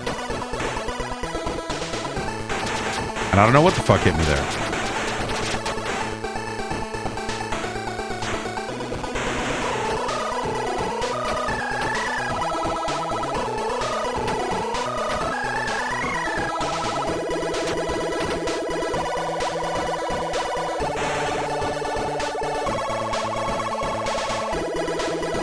you know, as an unlicensed game, you know, Codemasters, their unlicensed games were not trash, right? I mean, that's not to say that they were good, but it's a different brand. You know, it's not your friends at AVE or anything like that.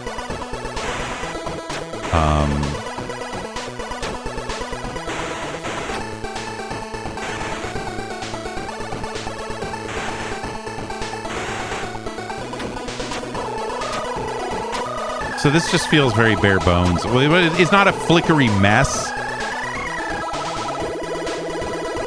like a lot of those unlicensed games can be sometimes.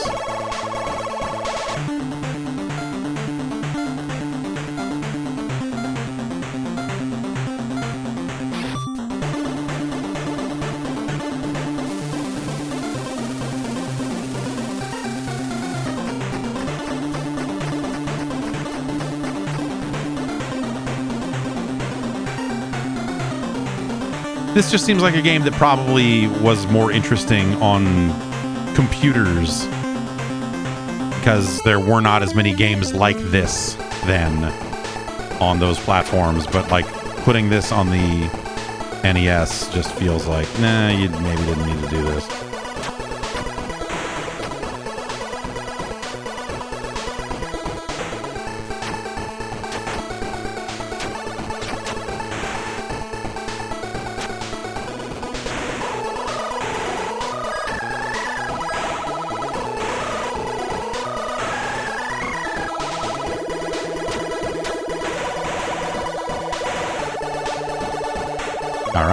What now?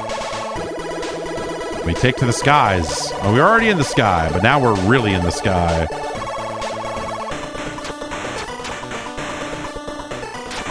Fuck.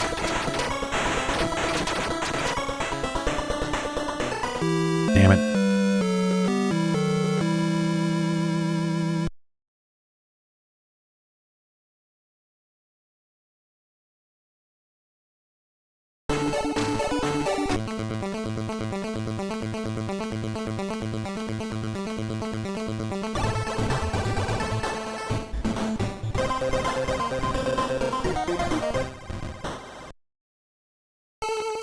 Okay.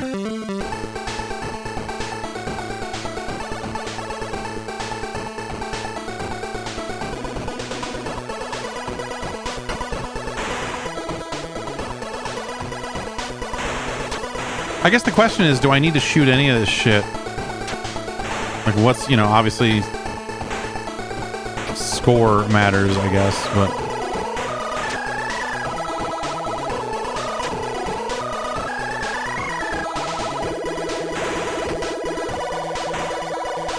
I guess there's just something kind of naive about it. I don't know, like this whole like, yeah, we're gonna draw the 3 jets on the bottom of the screen, you know, like an arcade game. Like it just, there's something about the way this game presents itself that feels very, I guess, amateurish.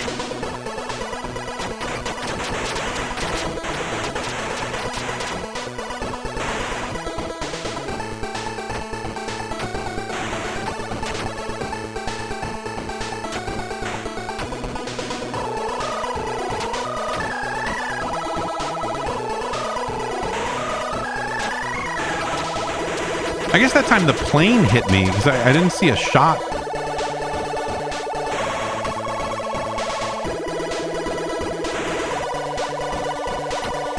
Yeah, the game just doesn't do an awesome job at perspective, and that's, you know, I think that's a very hard thing to get right in games like this. It's something that, like, even Afterburner doesn't always convey that stuff as well as you would like, but it's generally better.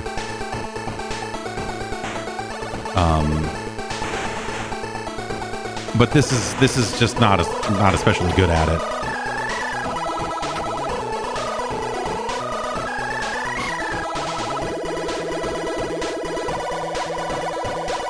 And so I don't know. I'd be curious to see what are the computer versions of this? Are they?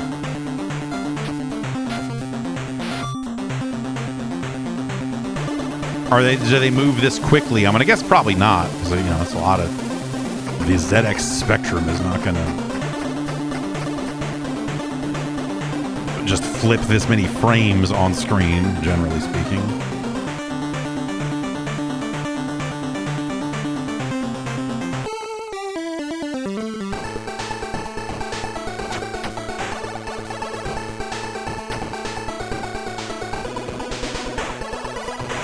And like the soundtrack is not, I don't think the soundtrack is good, but like it doesn't sound like a busted mess. It sounds like, it kind of sounds like someone, like this sounds like a bad Rare soundtrack. Like if Rare made this game and just had a bad, very overly Sid Chip style presentation. And I love, whatever, I love the fucking Commodore 64. I think it's got some of the best music hardware, some of the best game music in the world came from that platform. But some of it's not so good. And when I hear it outside of that environment, when I hear it on a platform like this, it never does it quite right.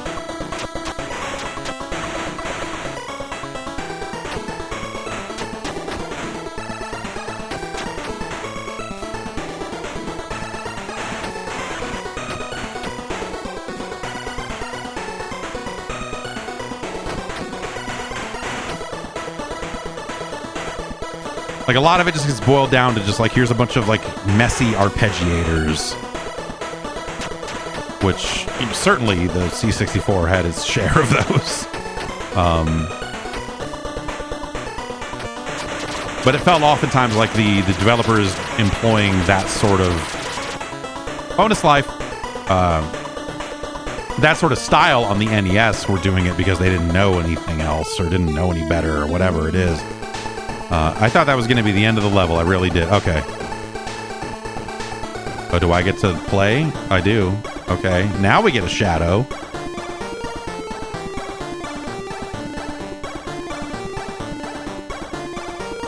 Whoa, whoa.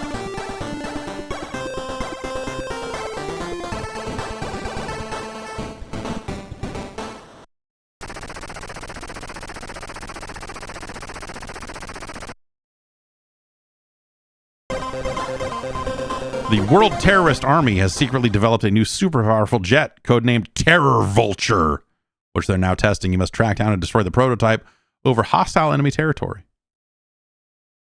Okay.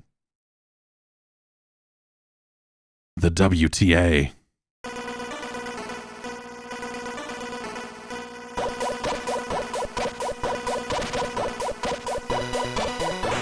Okay, so now we have sort of a spread shot. Fuck me.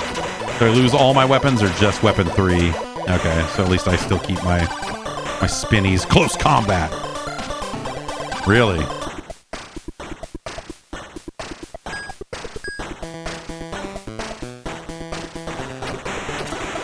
You know what? Interesting level of variety here. This is neat. I don't think it does any of this stuff exceptionally well, but like, you could certainly execute way worse, you know, like you could do way worse than this.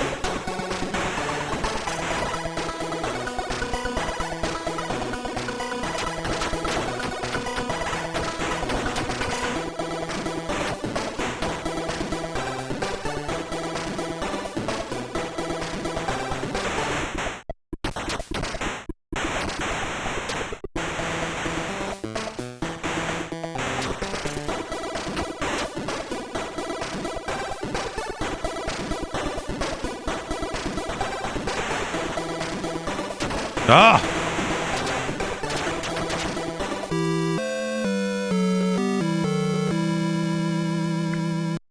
I don't know. There's something neat about it.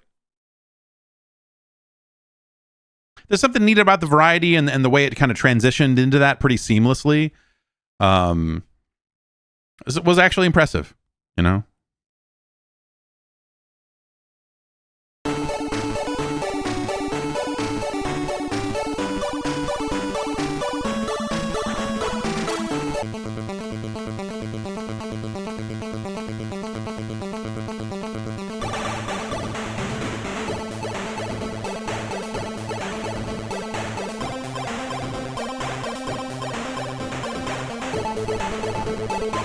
Also, the weird.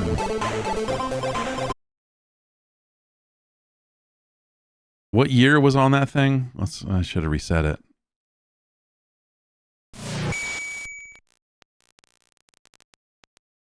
It's pretty late, right? Yeah.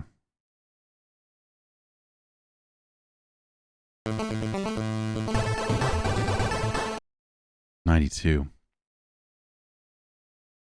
It's just, yeah, I don't know. There's something interesting about like, hey, man, we're making a game where you play. At the time, the way you thought about Russia, and I suppose the way you think about them now, there was a window there.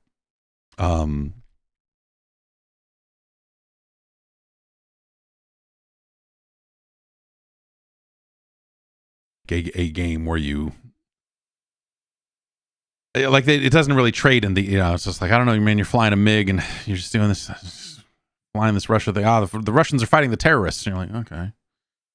It's an interesting perspective because at the time, I think if this game had been made in the U.S., well, I don't know, and maybe the Russians would have been the terrorists in a game made here. I guess kind of post collapse of the politically interesting time.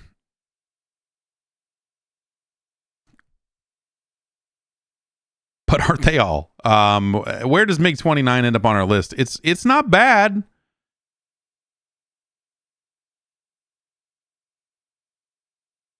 It does a lot of things. It's no Rambo.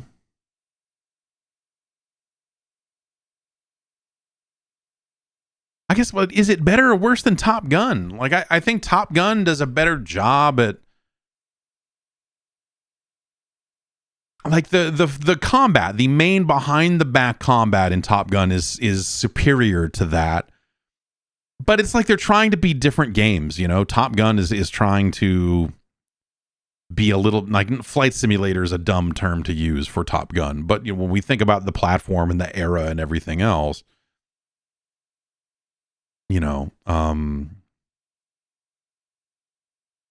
it's trying to be, I suppose, somewhat more realistic than MiG-29, which is just it is a pastiche of arcade concepts. It's, you know, it's a little bit of 1942 with some of those big planes you're fighting against in the vertically scrolling sequence there. It's trying to do the behind the back thing, but it does it in more of a, like, Afterburner even feels like too generous. Like, again, it feels more like a Space Harrier level of complexity, gameplay wise. And then occasionally they take it upstairs for like a little boss fight or the refueling thing, which, you know, works well enough. And so it feels like in some ways they were trying to take some cues from a game like Top Gun, because they did the refueling. They did a manual. They did a manual sequence there. You do manually land the plane in MiG-29, but it's a much simpler process than it is in Top Gun. It's a hard comparison because I think they're going for different things, but I think Top Gun is just more successful at the things it's going for. Like, MiG-29 is not up to the level of like, basically, like, MiG-29 does a lot, but it doesn't do any of it well. And so that's sort of the rub, is you're like, okay, it's cool that this is trying a lot and it is able to kind of get by better than you might think because it's trying to do that stuff.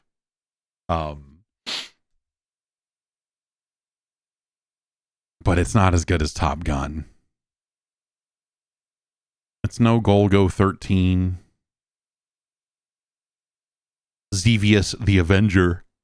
Certainly a better top-down shooter than MiG-29. That's a better game overall. Is MiG-29 better or worse than Dino Wars Destruction of Spondylos?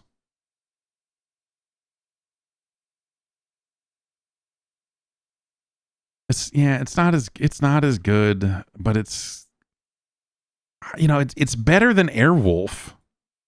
It's better than Flight of the Intruder.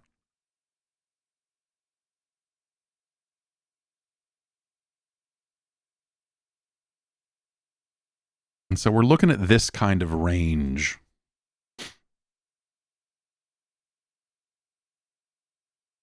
It's better than Fist of the North Star. It's better than that crummy port of 720. Is it better than Pinball? I don't... The pinball table's got a slot machine on it. You know, there's a lot happening.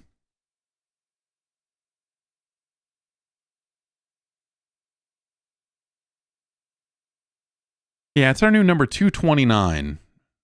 It is our new number 229. And that is, what is the full name of this? MiG with a small I. MiG-29 Soviet fighter. That's an interesting game, for sure.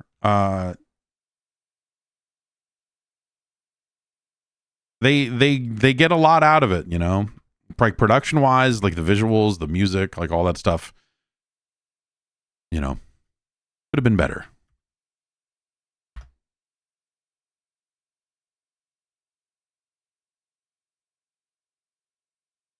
But it's got a variety to it that I think is very easy to appreciate.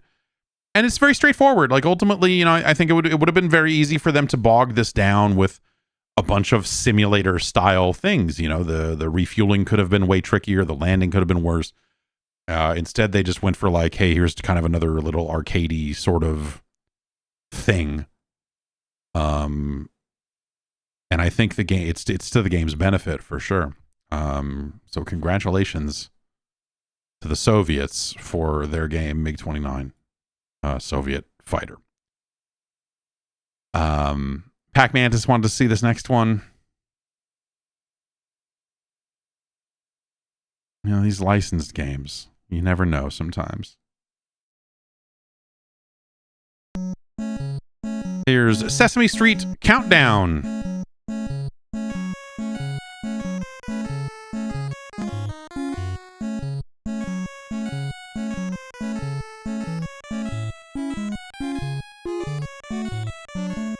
You want to hop or you want to run?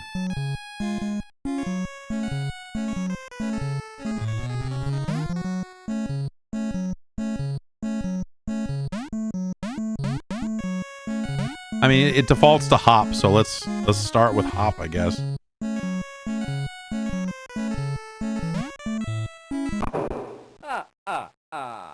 Find 3.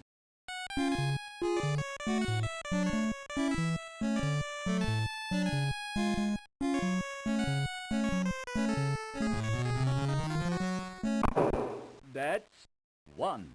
Find 3. Oh, so that was not a good thing? Okay.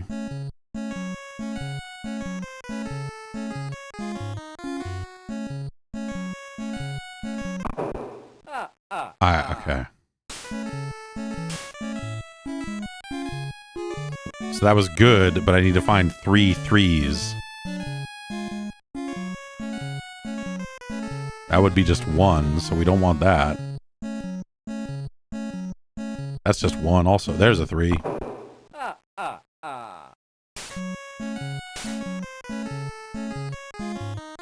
This hop mode is diabolical, man. You got to be careful.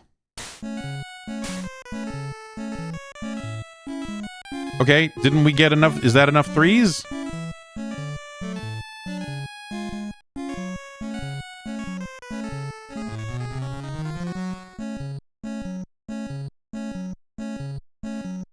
Okay, if it's not flashing. Got it. What? Oh, okay.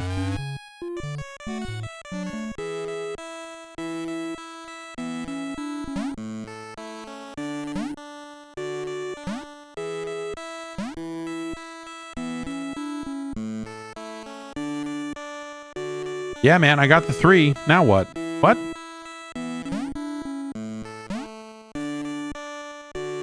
Maybe I just leave it like that and then I go? Okay, yeah. Got it.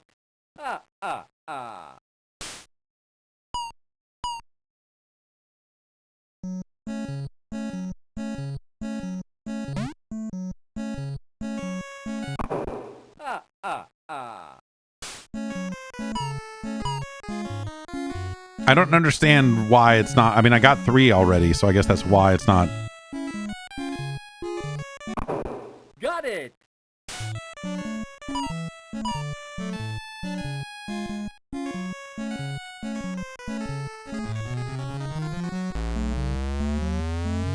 Do I need to just get through the level now that I found all my 3s? Is that the...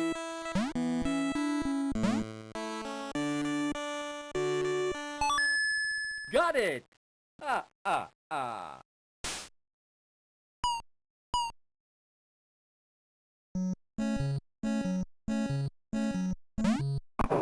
Find 3. Ah. Find 3. Okay, so if I hit start or select, he'll either laugh or repeat the objective. Okay, just have to get to the end of the level. 1, 2, 3. Let's go.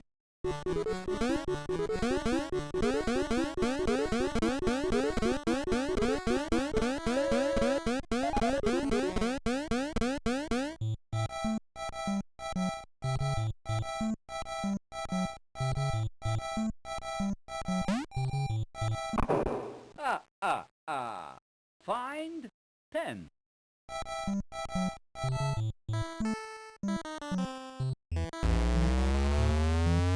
It's a really clean voice.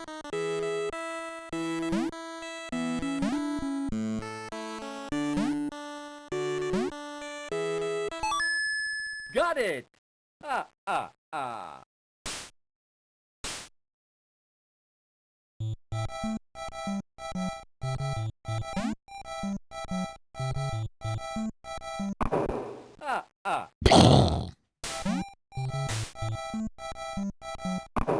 Got it.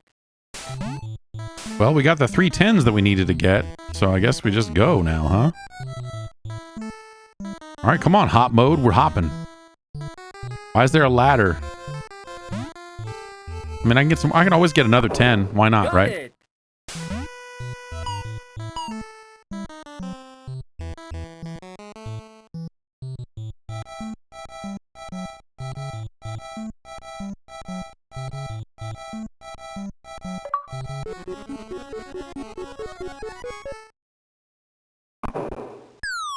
One, 2, 3. Let's go. Let's go.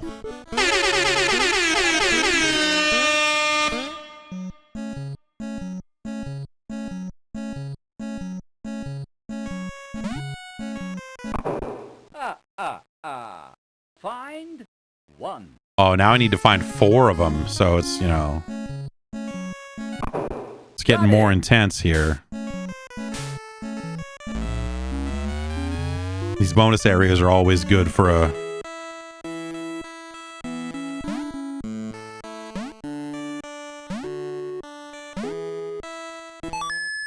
Got it.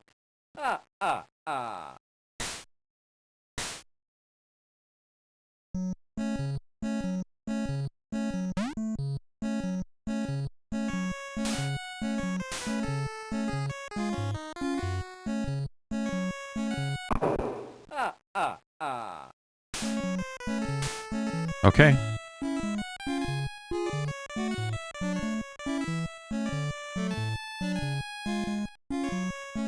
Just gotta keep hopping, baby.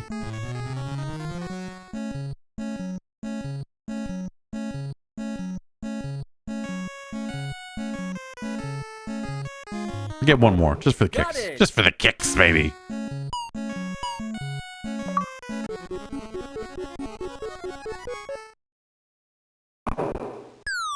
One, 2, 3, 4. Let's go. Let's go.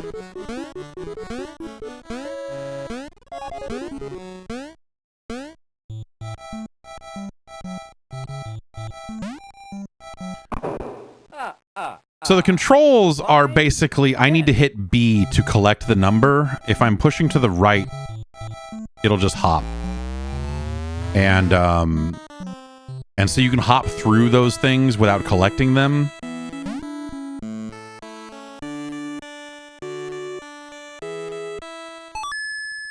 Got it.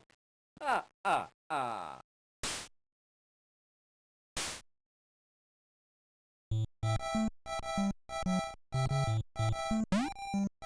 And so I don't have to worry about accidentally touch. And I think those will just give me bonus, like with, yeah, that's like speedrun tactics is just 1, 2, 3, 4. That's not 10. And so I need to hit B and jump up and actually collect it that way.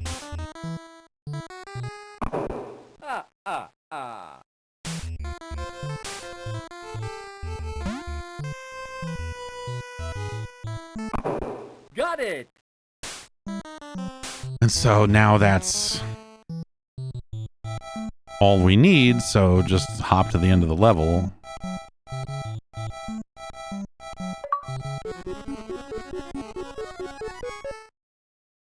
But if I hit B to collect a wrong number, that would impact my bat gauge because I collected the wrong number the very first time, and that caused a minus sign to appear on one of the blocks over there.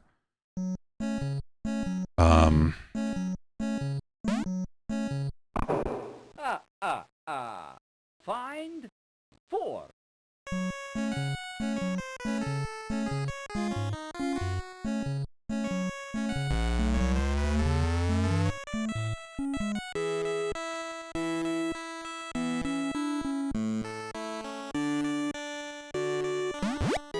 I see.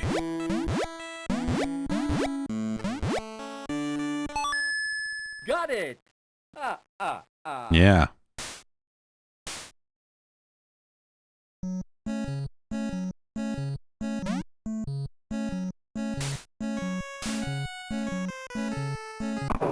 Got it.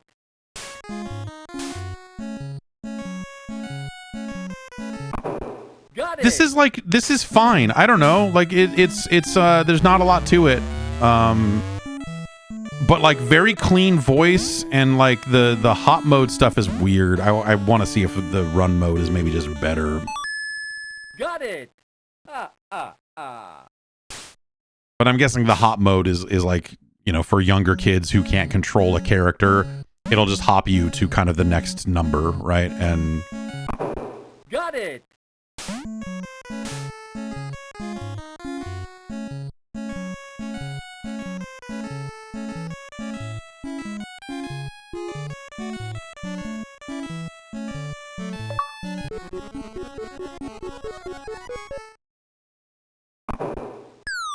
One, 2, 3, 4, 5, 6.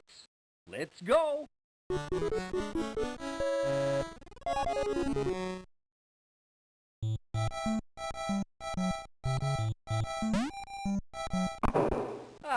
but like extremely clean voice sample. 1.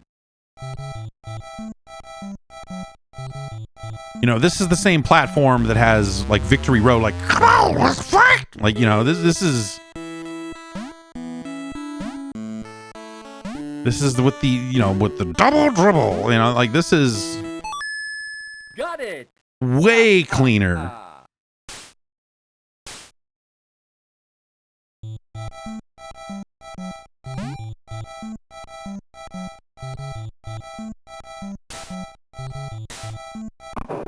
Got it. You know, very simple game, so I'm sure that there's just a lot of like what percentage of the cartridge is taken up with the voice samples, even though there aren't that many of them. Got it.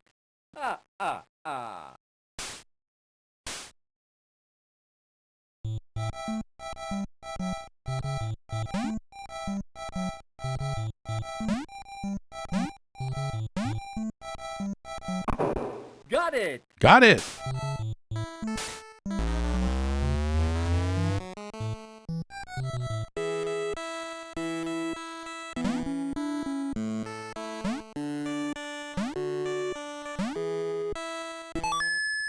Got it.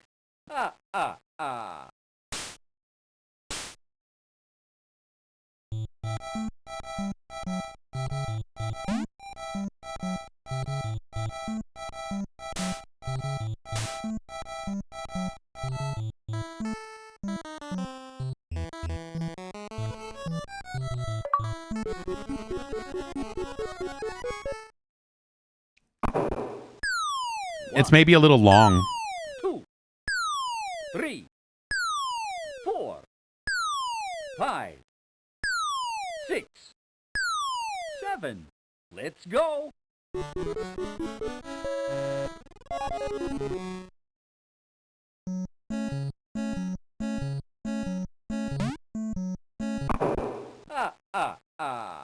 Find 2.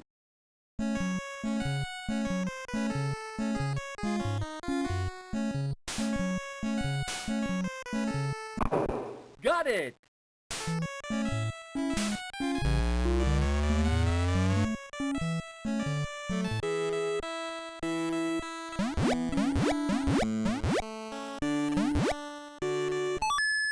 Got it.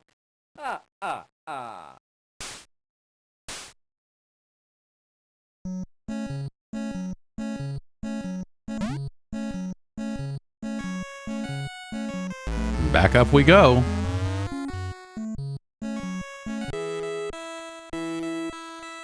So we want to try to make 2 out of this, I'm guessing. So we need this to say 7. Got it. It's getting more advanced as we go. I'll give it that.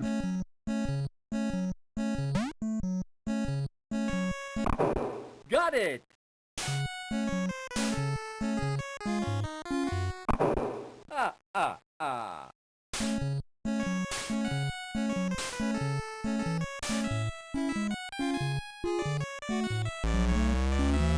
Let's go up and get our last one here.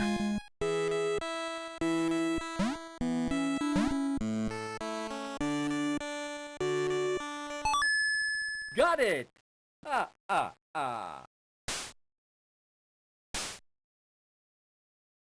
All right.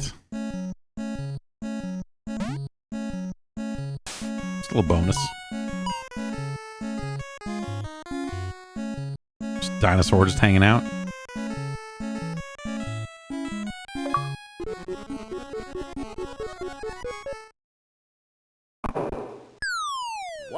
I think the speedrun tactics for this game would include you picking the right numbers for the right stages, because in those maybe you don't take the balloons ever. Maybe there's always enough in the bottom stage for you to never need to wait for the thing to go up and go back down, you know. I wonder if that's the... Oh man, serious now. Find 7.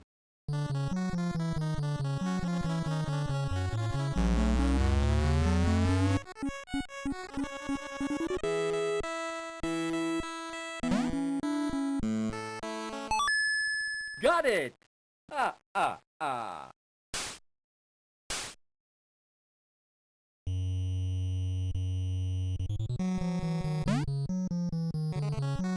It's getting so serious, man. The music is so intense.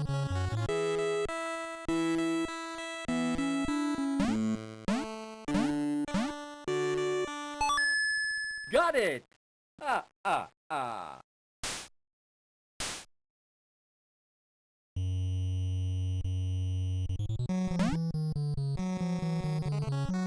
1, 2, 3, 4, 5, 6, 7. Yeah. Got it. Got it.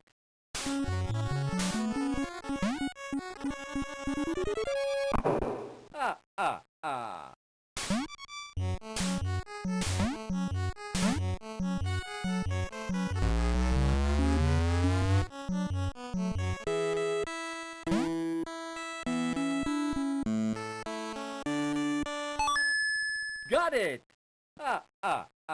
Okay. Let's need 2 more of these 7s.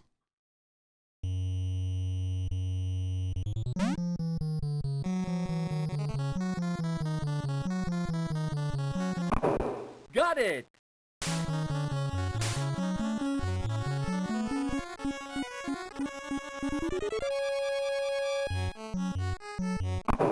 Got it.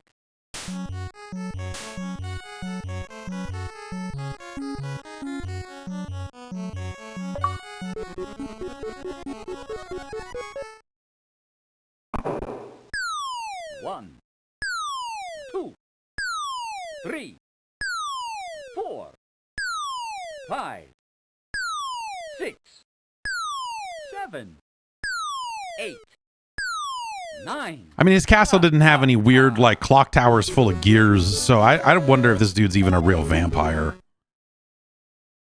His castle's right side up. Like, it's... I don't know, man. 9.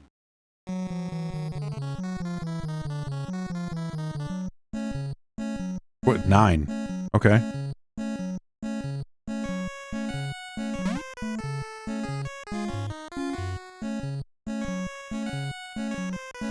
Let's try run mode. Find 2. Run is maybe not the word I would use.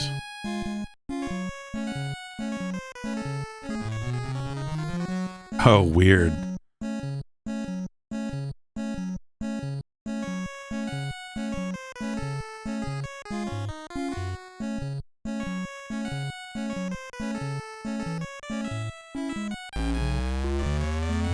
The way the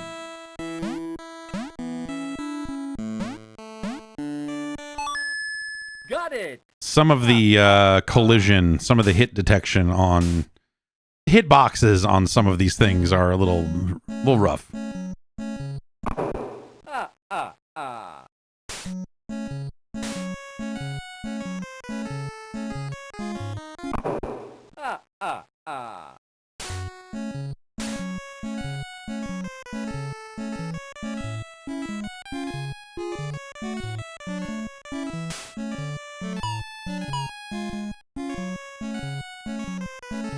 This reminds me of Bart versus the Space Mutants in a weird way.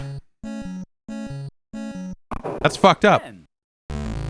That's fucked up, man. I had to jump over that. And the only, so you lose the ability to, in hop mode, you can hop past things without interacting with it. But the only way for me to jump over these boxes, which are solid as opposed to these ones which are not, was to jump over that. I mean, I guess, could I have maybe... Yeah, it just feels like you're set up to fail in those situations. It's really hard to... Got it.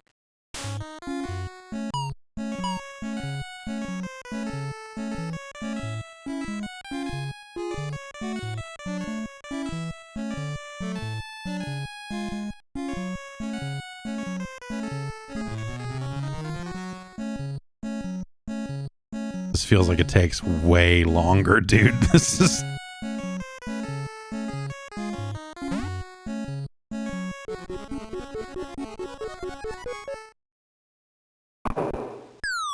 One, 2, 3. Let's go. Who knew? Who knew hop mode would be the superior way to play this? What do I gotta do? Beat the game in less than 3 minutes and 55 seconds. That's the last... Oh no, there's a couple more. Use both bonus screen warps. Oh, so I guess just use the bonus... Use the balloons?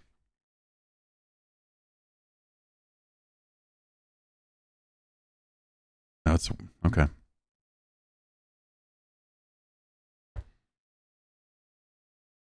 That's Sesame Street Countdown. Which, not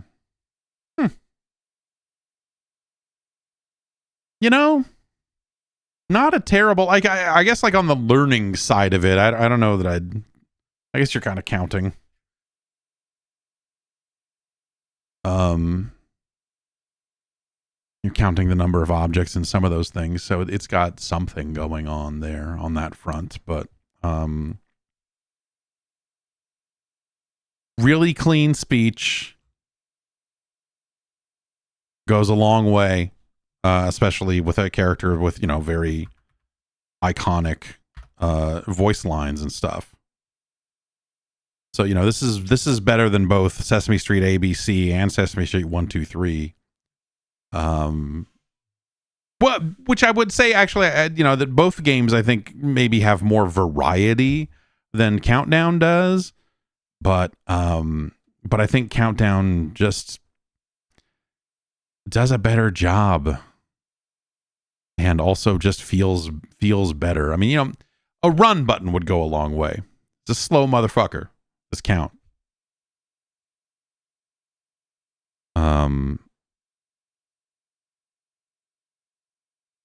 But like as a game, you know, we kind of, you know, I think you strip away, you know, you're not going to give it a bunch of points for how successful it is as an educational game, like maybe a little bit, but not too much. I don't know that it necessarily like shoots up the list or anything like that, but you know, but it is better than Sesame Street ABC. It's better than The Adventures of Bayou Billy.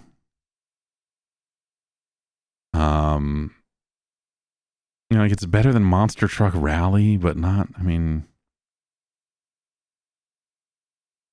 it's better than Monster Truck Rally. It's not as good as WWF WrestleMania Challenge.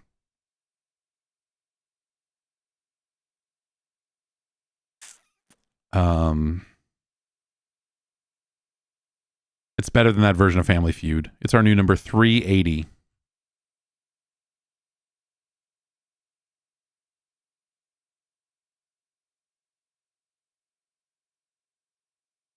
Like pleasant for what it is, but you know, it's still a very limited thing.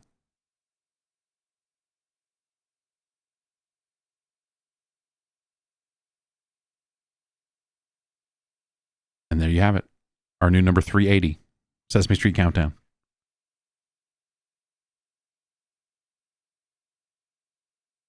Yeah, like not, yeah, like neat, I guess. I was impressed with it, mostly from the clarity of the speech, but also just like, yeah, I don't know, you kind of made a little platformer here. The run mode doesn't work as well as you like it for something that you think like, oh, older kids will want to control the character directly. Hop mode is for babies. Like the collision on some of that stuff is bad. You know, there's things you're not going to know coming out of hop mode, like, oh, I can climb light poles. Imagine the Count climbing up a fucking light pole. That's ridiculous.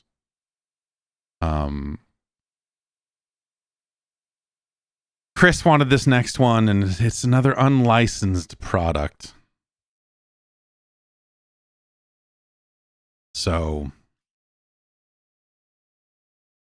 here's this. Absolutely brilliant. It's Big Nose the Caveman.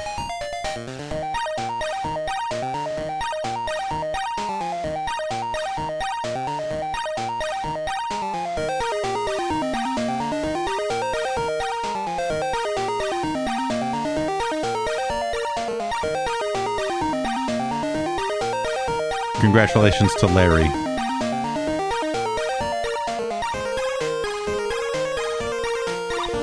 Okay, it's looking like a platformer.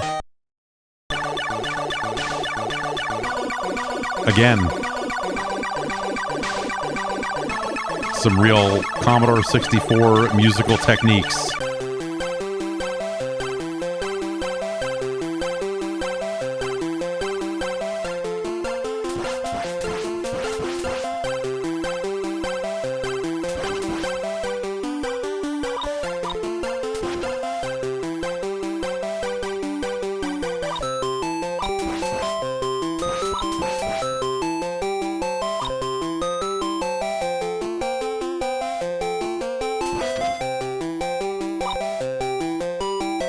That bone was worth 75 points.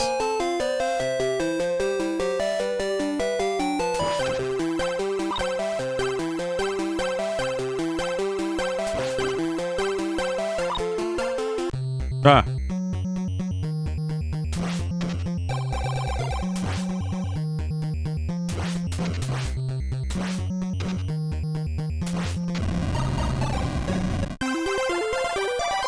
Well done, Big Nose.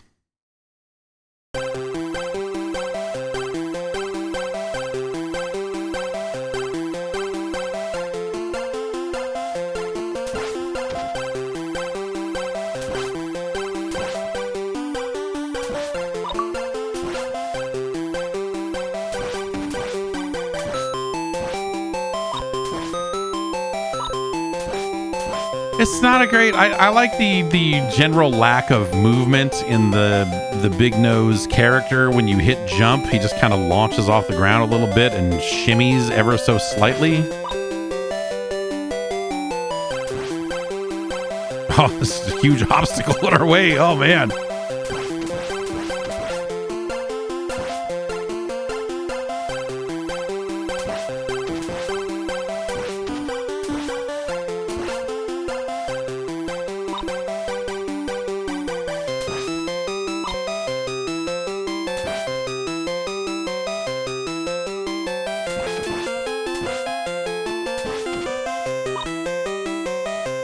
I'm finding the music to be a little grating. Not enough bass. Oh! I got rocked and dropped my stones. Now I gotta fight a boss without the ability to... Oh, God. Oh, God, Big Nose. Sorry. I'm sorry, Big Nose.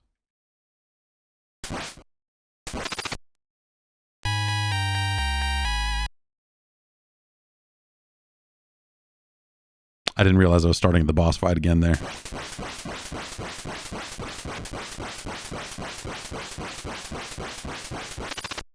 That time it decided to go further. Okay. Ah, fuck you.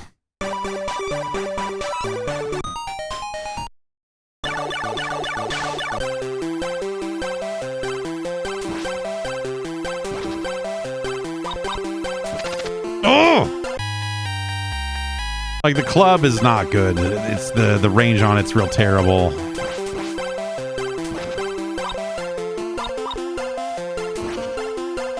We as a society really got away from caveman shit.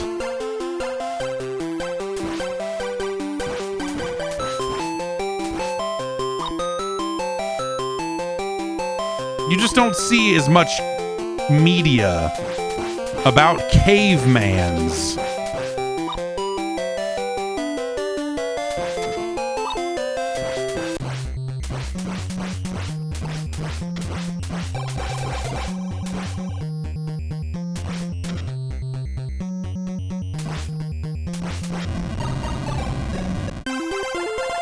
Yeah, blame Nick Kroll. Yeah, as with most things, somehow Nick Kroll's fault.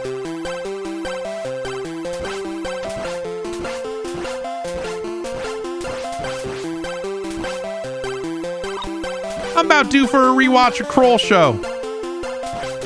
Now that I think about it, heck of a program.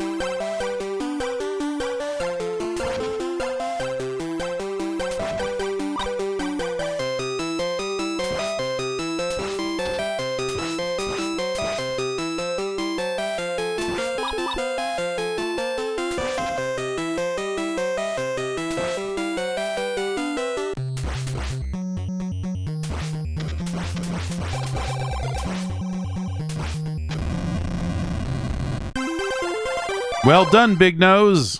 Oh. He wants to eat the pterodactyl. Can you blame him?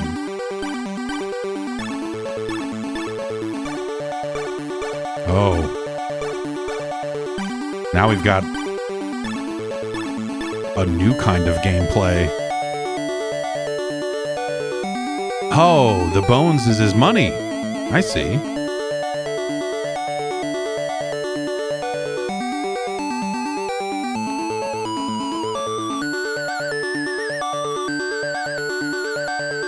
You don't have to buy anything. Oh, then that's it. Just into the next level. Shit. I wanted to try the other stores and see if maybe they had something else in there.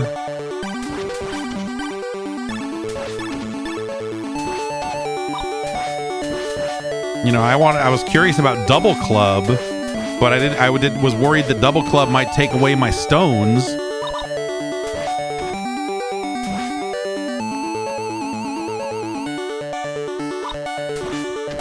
If I had a jump spell, I probably could have got that other bone.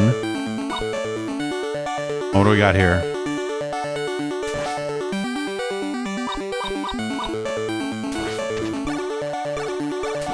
Fuck. That little motherfucker came in hot.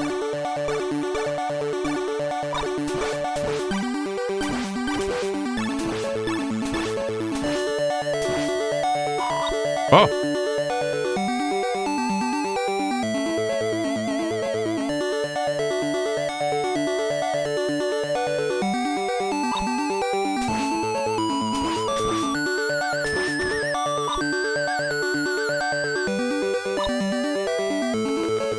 This music continues to really suck.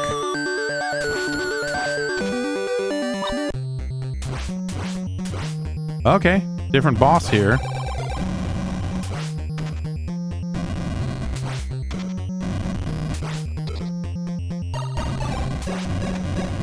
Fuck. Oh, so now I gotta get in there and club him?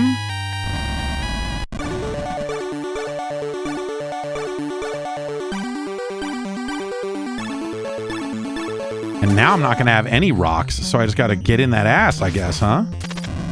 Great.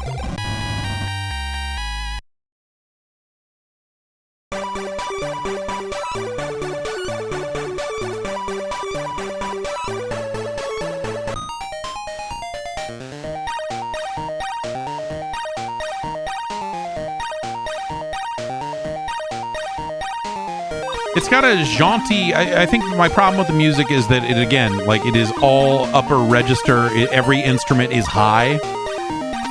Even the drum samples are, like, have a high pitch to them. So, like, there's very little range on it. The low end is very subdued. More fucking bass. Okay, so you can hit them low. That's what you gotta do. You gotta get in there and... You gotta get in there and smash that fucking dinosaur. At least they let you skip all these menus and shit. I'll give them that.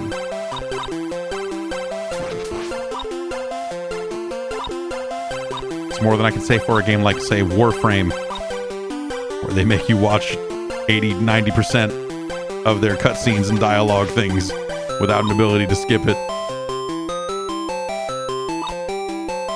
Occasionally it'll let you skip a cinematic. And you feel like, oh, thank you. I've been blessed.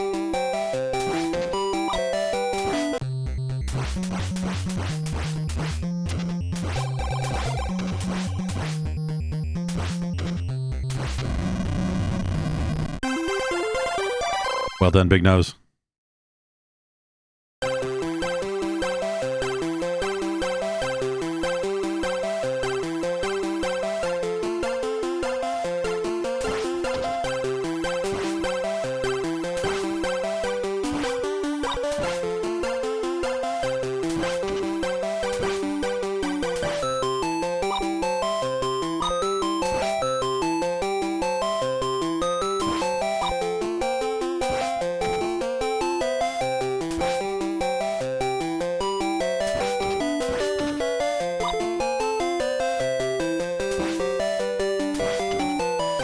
I like that it doesn't keep track of how many bones you have anywhere on screen.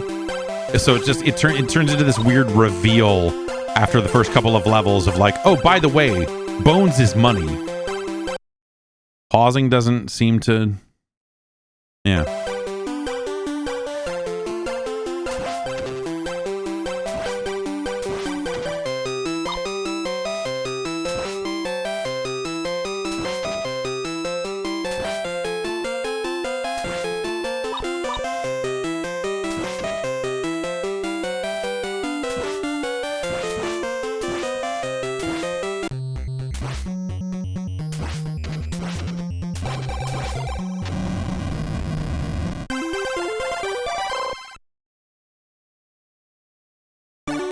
Okay.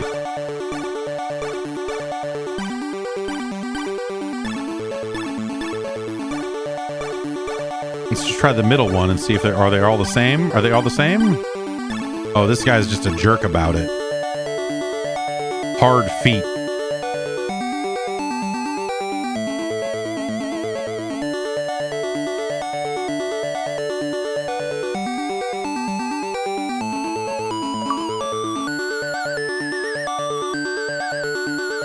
Big nose, hard feet. Press select when you want to use a spell.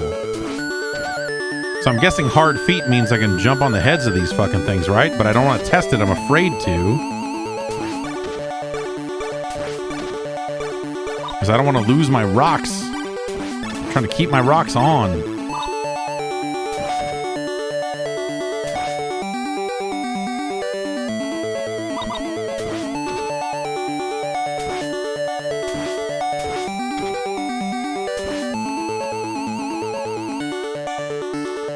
It did not say that hard feet was a spell, so I'm guessing it is not something I need to activate. Oh.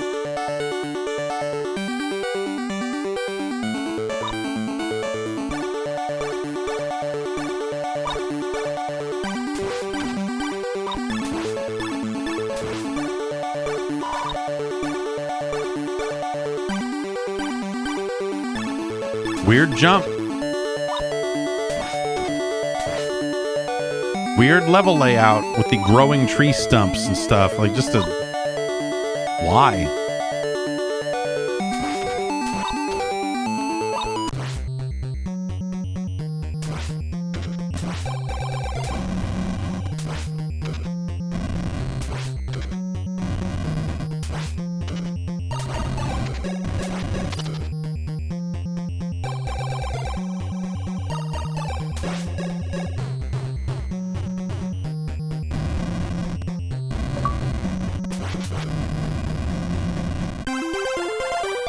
I'm not really sure what happened there. I made an earthquake happen, but also I went up there and hit that guy and...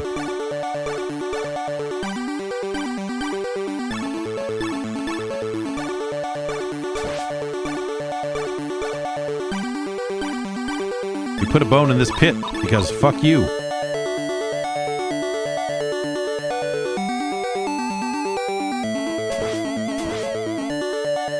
Oh, I gotta walk on that It does. That's crazy.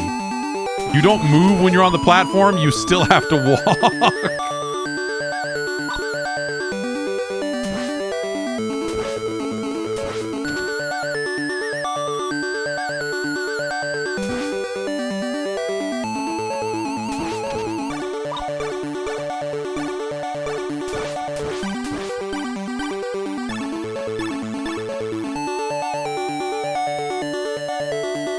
Look, it's too hard. We can't make it do that. We can't make the game automatically make Big Nose walk. It's going to take an extra few weeks for us to get that right, so why don't we just not? Like, all right. Big Nose has seen the clouds from both sides now.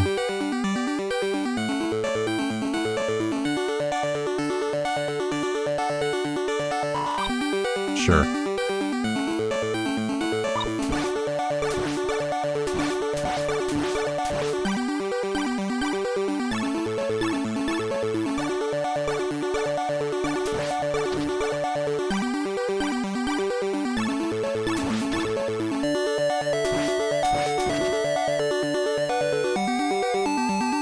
If only I had a jump spell. What the fuck?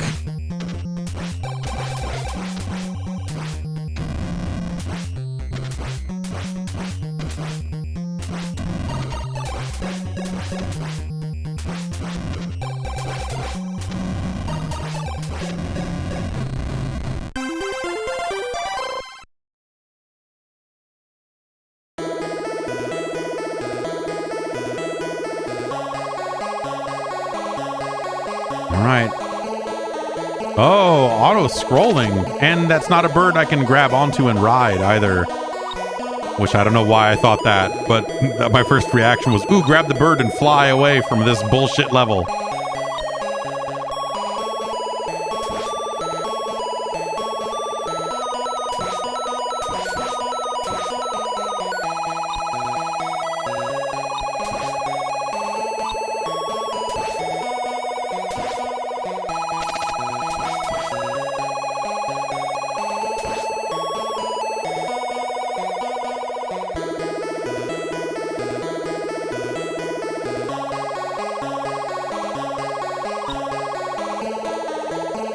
What happened to my good feet? What happened to Happy Feet Murder Foot over here? I gave that man 6 bones.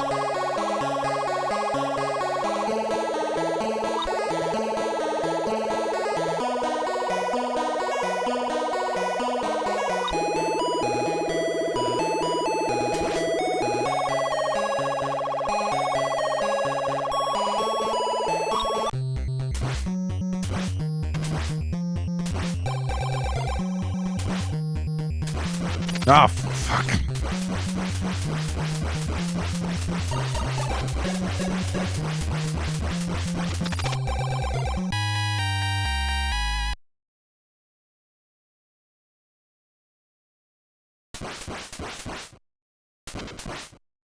Okay, so I'm guessing he does the swoop once and then comes through just straight. So this is going to be his down up, so I got a chance to hit him there. There we go. No music.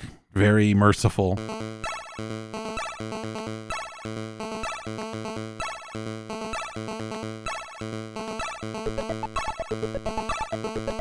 I'm going back to this guy's shop. He seems like he was the nice one.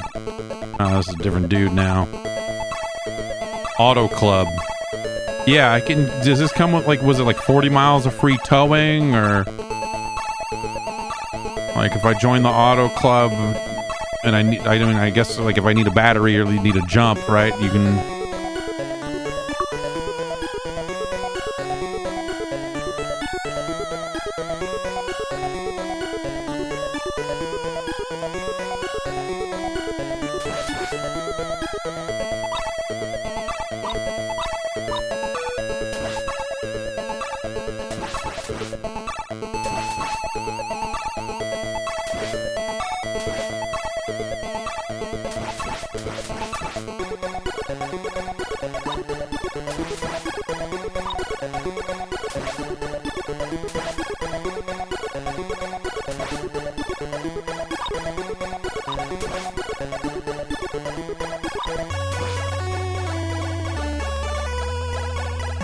Oh boy.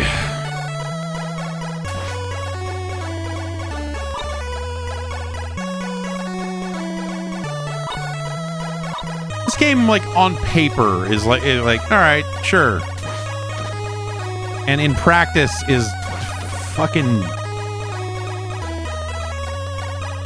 just, it's a chore. It's not necessarily a bad game, it's that nothing in here feels like it is fun or engaging to do.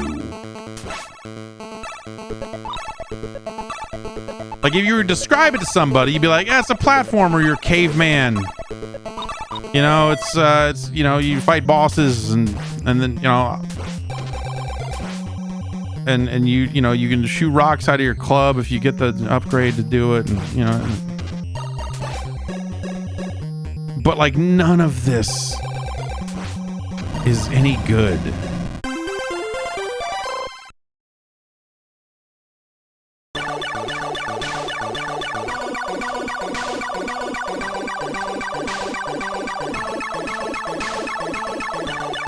Oh, Big Nose, you did it again. It was just a dream.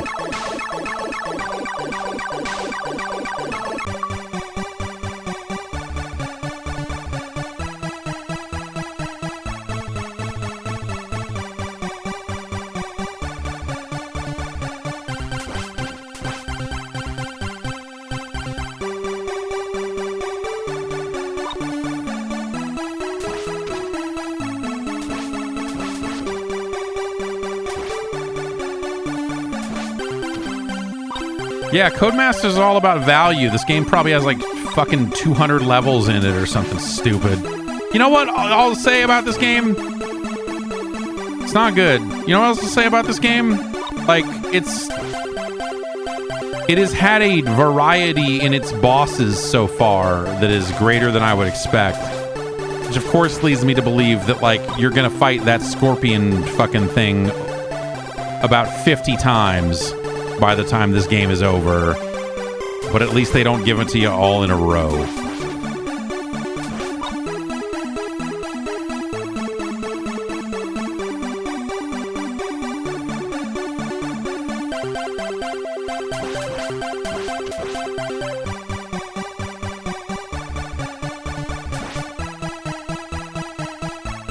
know, they're trying this is turtle stuff, you know, it's little pitfall style.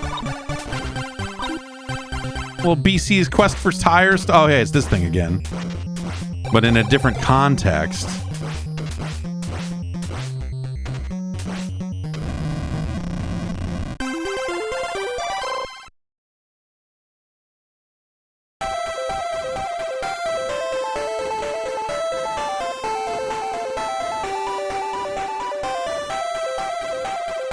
Let's go to the one over here. Barney again. Barney, I want that auto club. I already have it. Well, I don't want any of this stuff.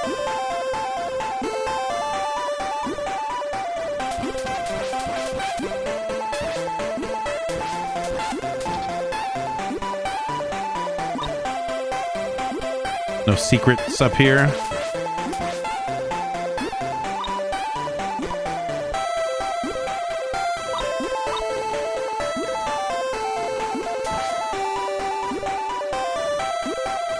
Very awkward transitions.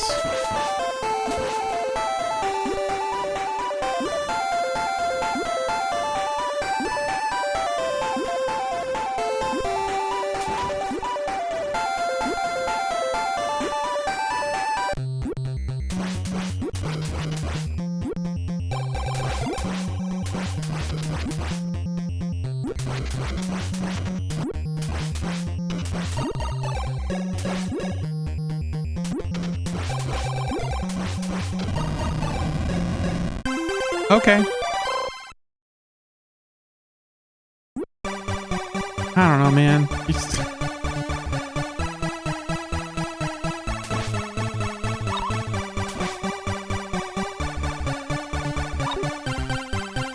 Ah, you screwhead, dick licker.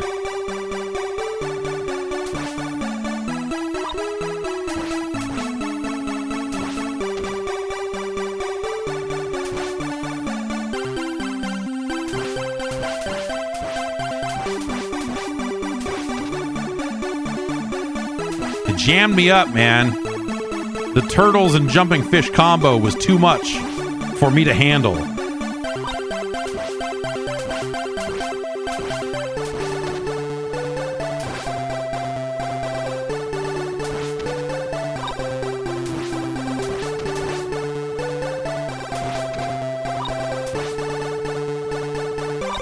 Ah, you stupid turtle. Stupid me. Stupid me. Honestly. I let Big Nose down. That's my fault.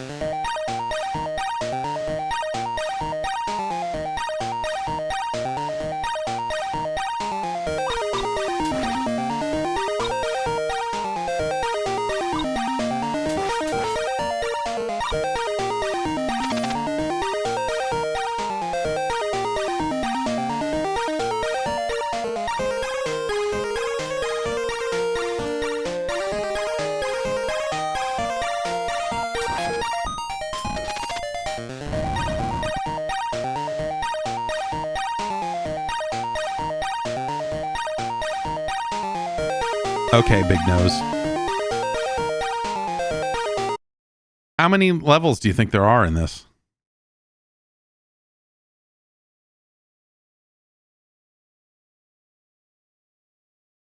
Looks like 4. The Paradise Island, Monster Island, Terror Island, and then beating the game, which is maybe the 4th island. Oh. Leroy, Howard, Brutus, Stanley, Sid, Barney, Percy, and they all have hidden shops. I'm sorry, hide shops. If they made it easier for you to be able to go in and submit text changes for some of these achievements, maybe I would do that, but it's like you kind of have to. It's a bit of a process. Big Nose. The Caveman.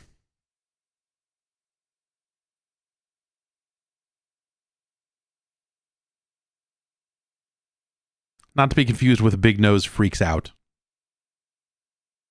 Or I have something here called Big Nose and the Witch Doctor, which I don't know.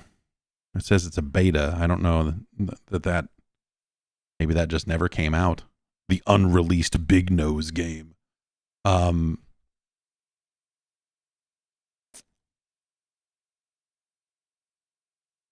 right, Big Nose. Big Nose the Caveman. Like I said, it's if you were to describe that game on paper and describe like Hudson's Adventure Island or I don't know, even like Super Mario Brothers or whatever, like I feel like the descriptions of them would all be within a range, right? They wouldn't, you know, if you're just like, here's what you do in Big Nose the Caveman. You're a caveman with a club and you can shoot rocks. You get upgrades to shoot rocks out of your club. There's a shop. You can spend money and there's platforms and a multitude of boss fights across 4 islands and multiple levels per island, and you run to the right and jump and do this, you know. And then for Hudson's Adventure, you'd be like, I don't know, maybe you get a skateboard, and sometimes there's a ferry, and you got to get the fruit or you're gonna die, you know. Like the on paper, it sounds comparable to other platformers of the era. And there's nothing like the movement of Big Nose is fine. The running and jumping part of it is totally acceptable. It's not like you're like, oh, I wish it had better air control or the jump is this or this is, you know, there's like that, those elements of that game are like competent. You could make the case that yes, by coming out as late as it did in the system's lifespan, that, you know, that none of that's impressive or whatever, but that's not, we're not trying to rank it against like what were the standards of 1991, because that's a whole different hole that we do not want to dive into.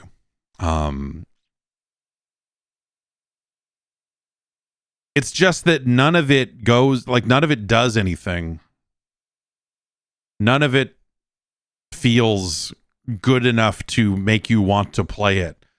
Like it is the very definition of just this like wholly average game with a few things here and there that are like funky and, you know, not great.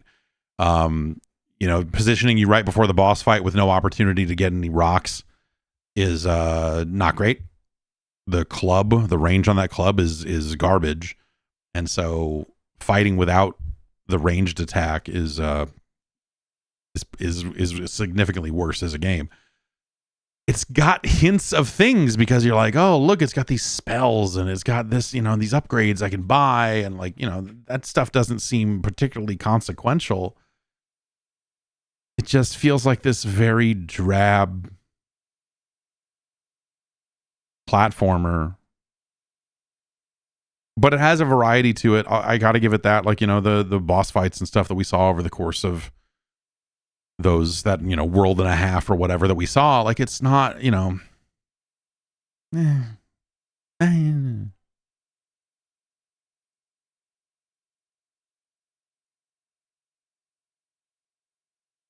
like it's better than caveman games.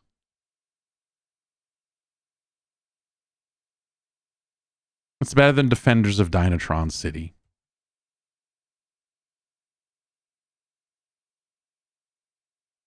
It's better than Stanley the Search for Dr. Livingston.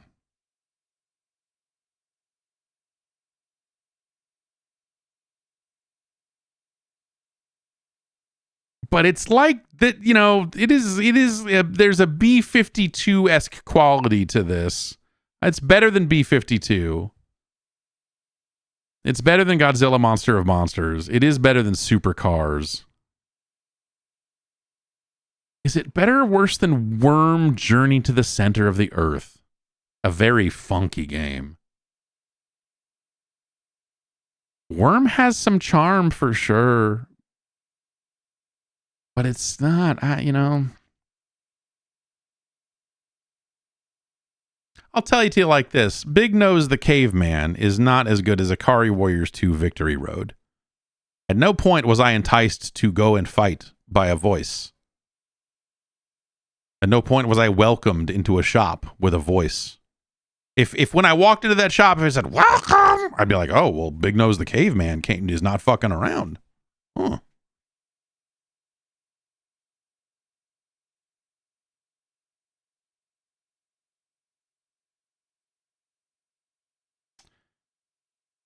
Big Nose the Caveman is not as good as Worm Journey to the Center of the Earth. It's close, but it's our new number 318.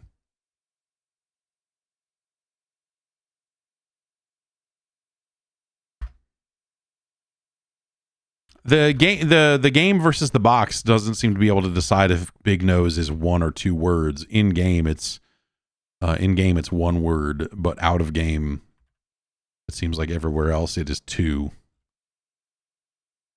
Which is probably one of those things where they made it to be one thing and then realized, oh, we can't trademark that for whatever reason, but Big Nose, two words we can get away with, or whatever it was. But the game was already done, so they couldn't go back and fix it there. But yeah, not a lot of, we don't get as much caveman stuff anymore. I don't think that's necessarily a bad thing. I don't really miss caveman video games, and I'm not out here going like, when's Joe and Mac coming back, man? Where the fuck is Chuck Rock? Please, have you seen Chuck Rock? Where's Far Cry Primal 2?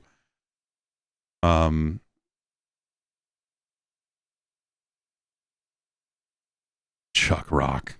Yuck. More like Yuck Rock, if you ask me.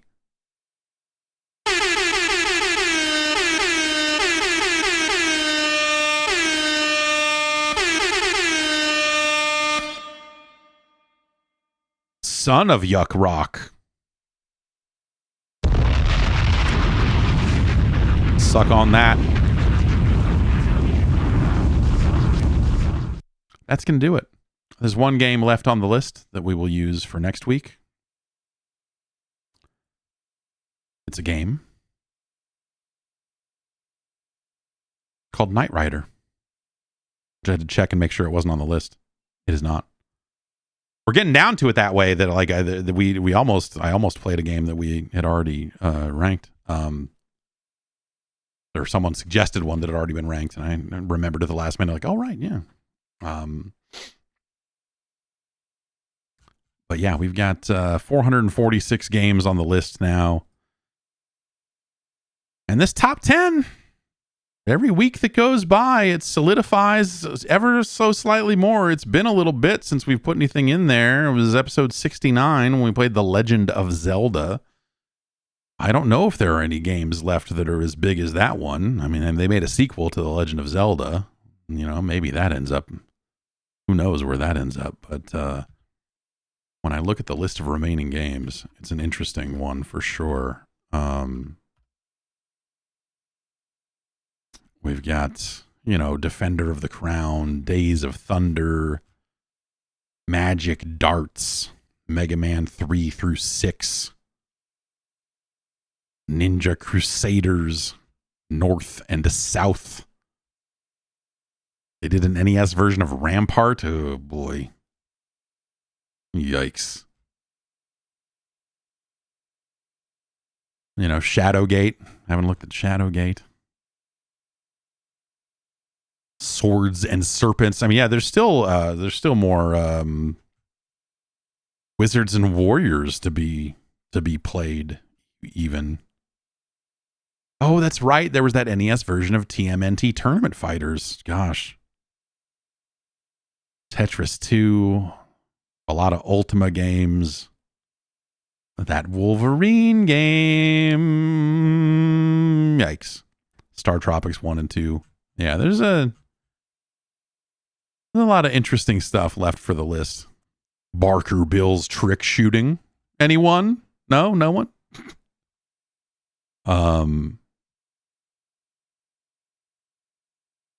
Afterburner, like these unlicensed stuff like Alien Syndrome and